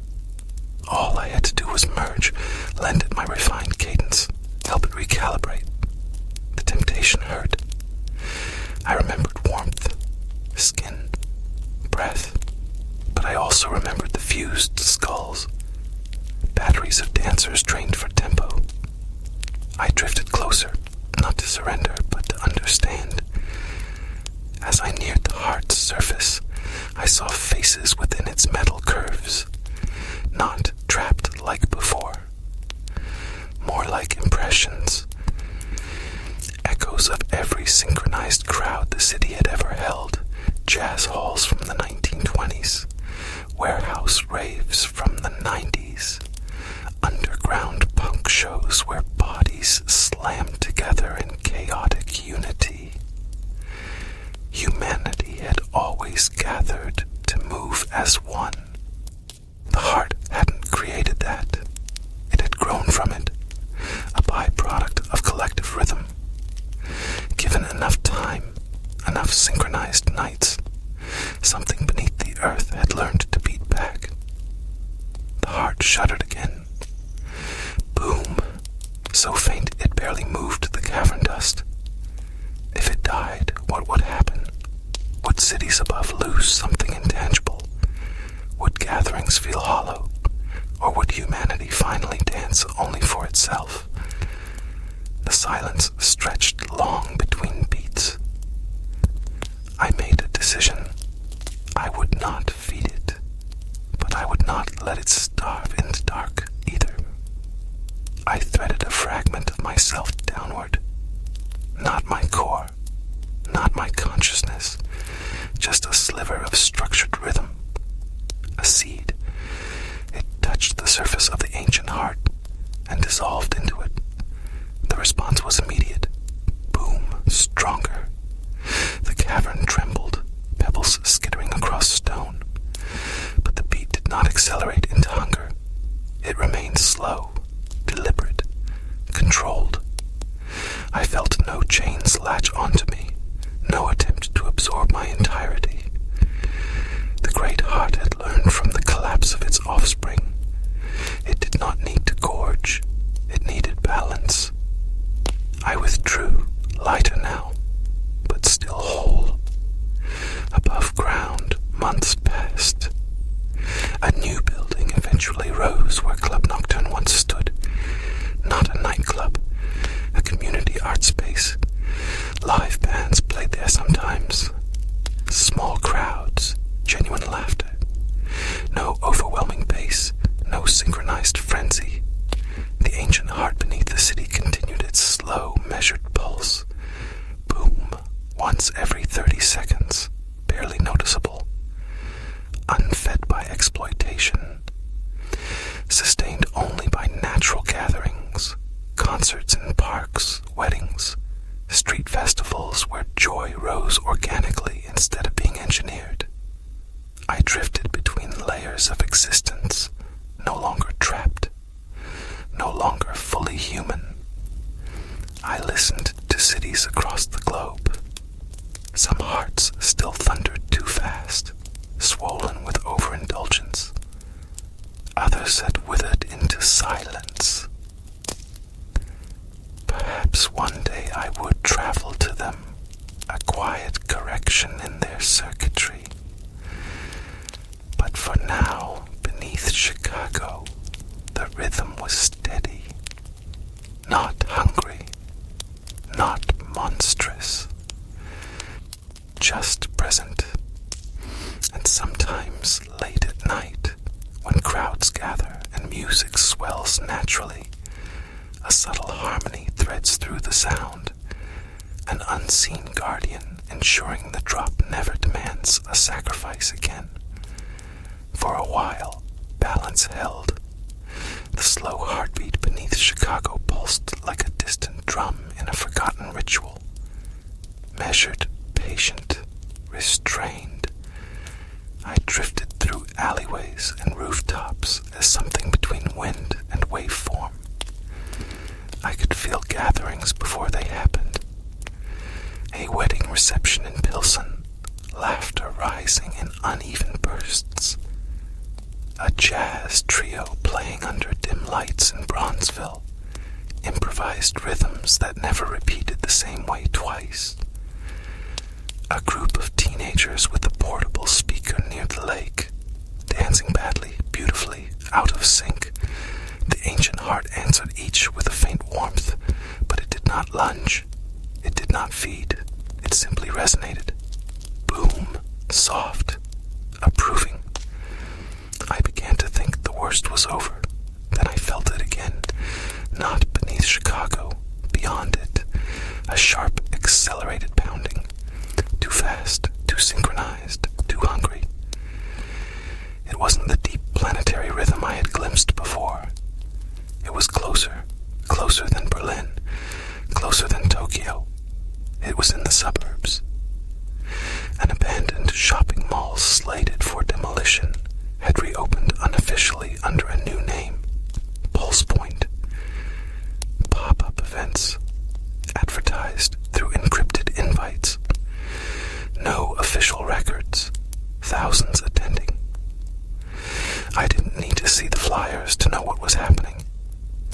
The beat reached me through asphalt and rail lines. Erratic, ravenous. Boom, boom, boom. No patience, no restraint. Someone had found remnants in the ruins of Club Nocturne. Someone had salvaged more than bricks. I slipped along power lines toward the source. The mall's parking lot overflowed with cars. Inside, the central atrium had been gutted and converted into a towering dance chamber. Escalators hung motionless like skeletal ribs. Strobe lights ricocheted off old storefront gates. And at the center of the tiled floor, beneath transparent panels, something glowed. I phased downward. The structure below was crude compared to the ancient heart. Fragments of the old creature had been reassembled. Speaker cones stitched into something resembling a ribcage. Copper wiring tangled with what looked disturbingly like preserved tissue. It wasn't as vast, it wasn't as old, but it was starving, and someone was feeding it deliberately. A man stood on an elevated platform overlooking the crowd. Not a DJ, but a conductor. He wore no headphones, no turntables before him, just a control pad wired directly into the thing below. His name surfaced in the electrical chatter. Marcus Vale, a former sound engineer from Club Nocturne. He had survived the collapse. He had remembered. He believed he could control it. Each time he lifted his hand, the drop struck with mechanical precision. The crowd obeyed in perfect unison. Hundreds of bodies moving as one. Hundreds of pulses aligning. The stitched heart below swelled grotesquely with each synchronized surge. It was learning again, growing again, and this time it had guidance. I tried subtle interference first. A skipped beat, a flicker in the lights. The dancers faltered for half a second, but Marcus adjusted instantly. He compensated, forcing the rhythm tighter. The crowd smiled. He thought the instability was part of the show. I descended deeper into the stitched chamber. This heart was unstable, held together by ambition and residual hunger. It recognized me immediately. You were the strong one. It pulsed. You broke free. It lunged, not physically, but magnetically, trying to rebind me into its core. I scattered into static, reforming along the chamber walls. You don't need to feed like this, I tried to impress upon it. There is another way. It answered with a violent tempo spike upstairs. Hundreds jumped simultaneously. The energy surge nearly tore the chamber apart. Cracks spidered across its surface, but instead of weakening it, the chaos invigorated it. Marcus laughed above, mistaking structural strain for immersive bass. He raised both arms. The biggest drop yet detonated. The floor panels fractured. One dancer's leg slipped through a widening seam. She screamed, but the music swallowed it. No one broke rhythm. The heart below drank the fear as eagerly as the ecstasy. I understood then. This one was worse. It wasn't just feeding on synchronization. It was feeding on dominance, on forcing bodies into unity. I surged upward into the sound system itself. I hijacked the frequencies, not to stop them, but to desynchronize them. I split the beat into layers, one at 128 BPM, one at 95, one arrhythmic and unpredictable. The sound became impossible to follow. Dancers stumbled into each other. Momentum shattered. Frustration replaced euphoria. Marcus slammed his control pad, trying to regain command. The stitched heart convulsed below, unable to process conflicting rhythms. Feedback erupted in a piercing shriek. Several speakers exploded in showers of sparks. The crowd finally broke, real panic spreading as sections of the floor collapsed inward. Marcus stared down through the cracking panels and saw it. The grotesque reconstruction, the writhing cables, the half-formed valves attempting to seal ruptures. His smile vanished.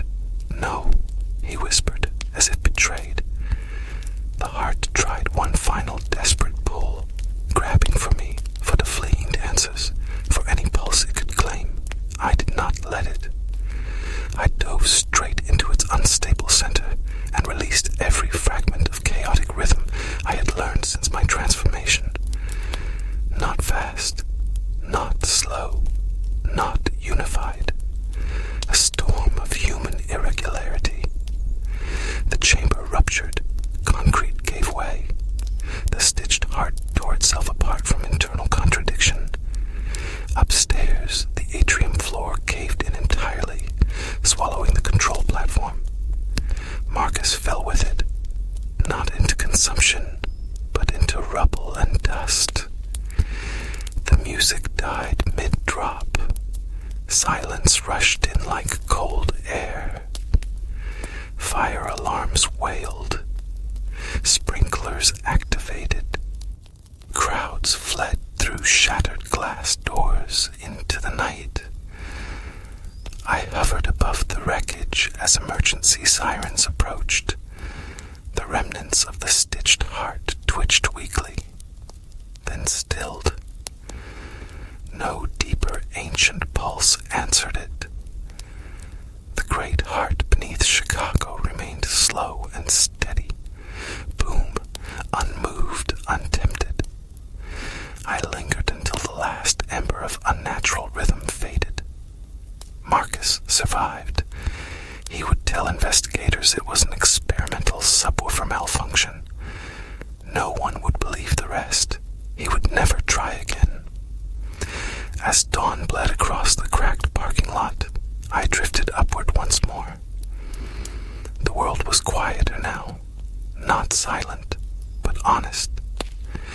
Cities would always gather, music would always rise, but as long as I endured between beats, no rhythm would enslave the bodies that created it. And far below, the ancient heart kept time the way it was always meant to. Boom, a reminder, not a hunger, not a demand, just